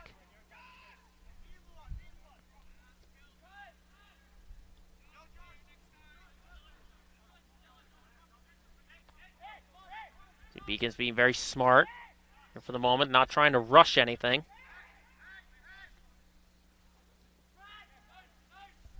This is Albahasi. There's Gisholt. Finds a seam. Has it poked out. Suvak stays with the possession, though. Here's De Almeida. Going for Erickson Potter. And cleared out by McCain. So the passes are there.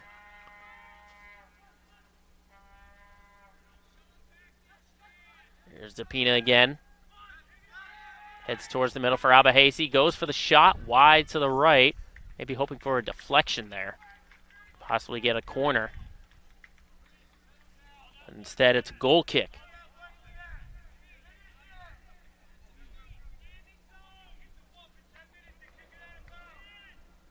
There's Sotos Burgos kicking it away. Approaching the 6-minute mark. Still 1-0 Spartans on their way to getting into the playoffs in the Little East Conference for only the second time in their history in the LEC. They joined the conference in 2018 and made their first playoff appearance. Not made the postseason since then. And it looks like regardless if the Beacons can come back and tie this one or even take it, that the Spartans are going to get into the playoffs regardless. Game is just about to end between Keene State, Rhode Island College. 2-0. Anchorman on top as that kick is wide. And they're going to head to the corner for a corner kick.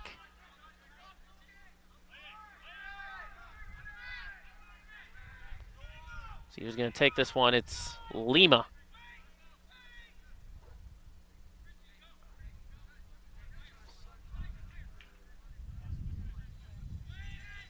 The kick, it's wide.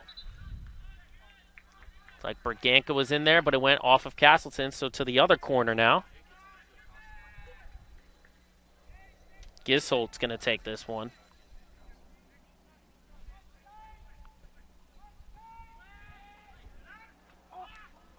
Opportunity, De Almeida going to turn and fire. Goes out of play. Another goal kick. Meanwhile, we should also mention WestCon's still up 2-0 on Southern Maine. So I mentioned it, either Southern Maine or Rhode Island College getting a loss. And that will put Castleton into the playoffs. We're just getting some clock adjustments here before we get back underway.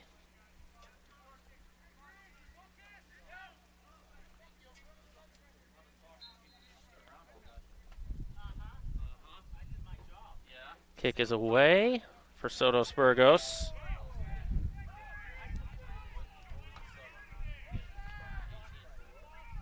There's now Erickson Potter going to track it down.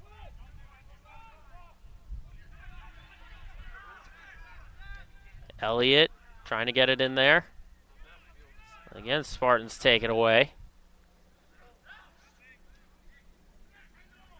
Now opportunity for Henderson. Pass it up to Alfani.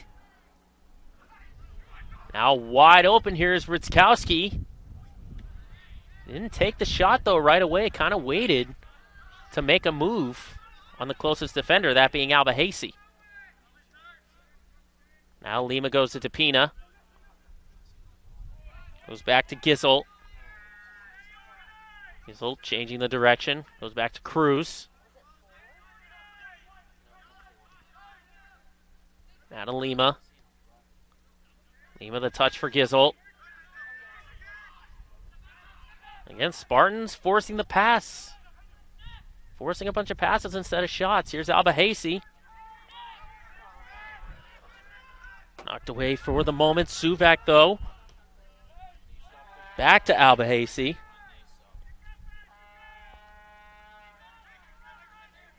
Alba Hasey tracking it down for Suvak. Again, just waiting for that high percentage shot. Now to Gizzle. Gizzle for the centering pass. Was looking for Tapina. And a good play by O'Connor. He fell down on the block and he stayed with the possession, got up and cleared it. Ball's going to find Elliott. He'll instead go back to El Ashkar. And it cannot be saved, though. That's a throw-in.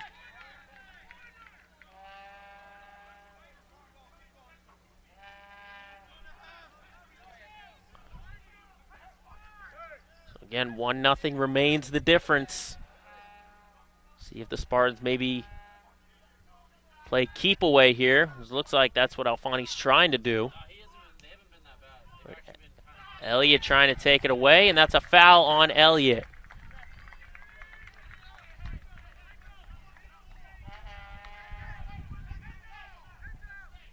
We'll see who's going to take this one. Ritzkowski is there.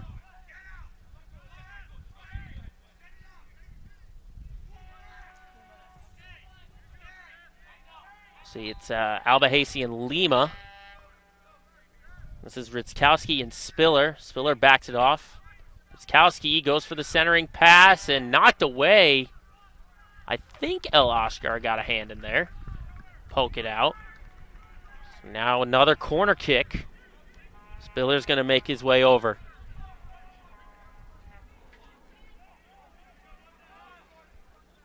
Again, taking some time off the clock here. Not rushing into anything. As we are coming up on the final minute. Goal kick, and the Beacons are going to try and hurry. El Ashkar is waiting for his offense. They do got to get a move on, though, as the final minute's coming up. Goes over the head. And Spiller takes this one. Opportunity for Alfani, but offsides.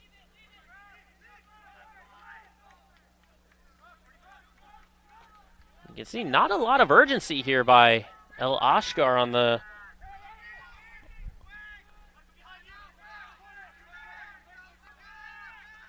Spartans get it right back. Too far on front, though, for Ritzkowski. Only a few seconds. Alba Hasey on the throw for Gizzle. Some touch passing here. I think Spartans would much rather the passes instead of the shot opportunities. Elliott 10, 9, going for Suvak. Not a lot of time left here. 5, Don't think the 4, Beacons are going to get a shot off here. 2, 1. And that's going to do it. The Spartans are on their way to the postseason. Matt Spiller with the difference. Final score in this afternoon's contest. Castleton State University. As the Spartans come to James Cotter Field on Senior Day and knock off the Beacons. Beacons, again, I mentioned it, no harm, no foul, as they'll still be the number 2 seed. But they will go into the postseason with a loss at Western Connecticut State, a tie at WPI, and a loss to WPI. So Castleton on their way to the postseason. They get the win. Now it's just a matter of where they end up. Where do they end up position-wise is the big question. As we already mentioned it, Rhode Island College with the 2-0 victory over Keene State. So now if all things are settled and we're just doing our math correctly, we will get our way into, they will get their home game in the quarterfinals, I should say. So just bringing you some final numbers here, as it was all UMass Boston in the first half, but then it ended up being all Castleton in the second half. But again, all that matters is the difference. 1-0. Matt Spiller with the lone advantage getting the goal. But 30 shots for the Beacons on net. 7 of them are shots on goal. Castleton got 6 corner kicks all in the second half. That's compared to 10 for the Beacons all game. And that is huge for the Spartans. They get the win. As I said, they control their own destiny.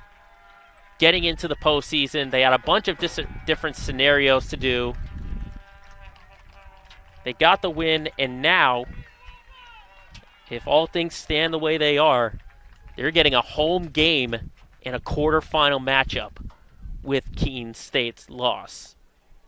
So, as we await our final stats, we'll sign off here from James Cotter Field. We've got playoffs upcoming. We also got the start of the winter season.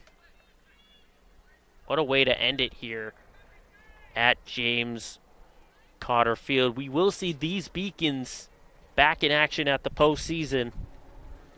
They'll have their game on Thursday.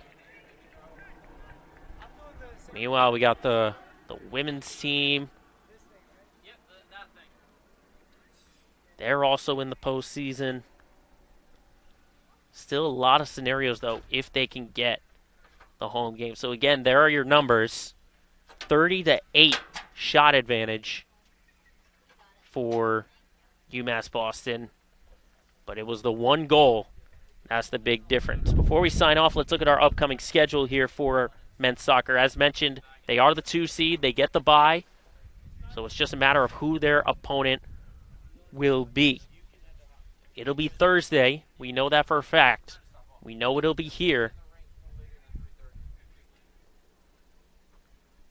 But a matter of who it is remains to be seen. So we're just going to sign off here from the Beacons Broadcast Network, brought to you by LEC TV. I'm Joe Braverman. Final score from James Cotter Field. The Spartans of Castleton University on their way to the postseason. They win it 1-0 over the UMass Boston Beacons. So long from Boston, Mass.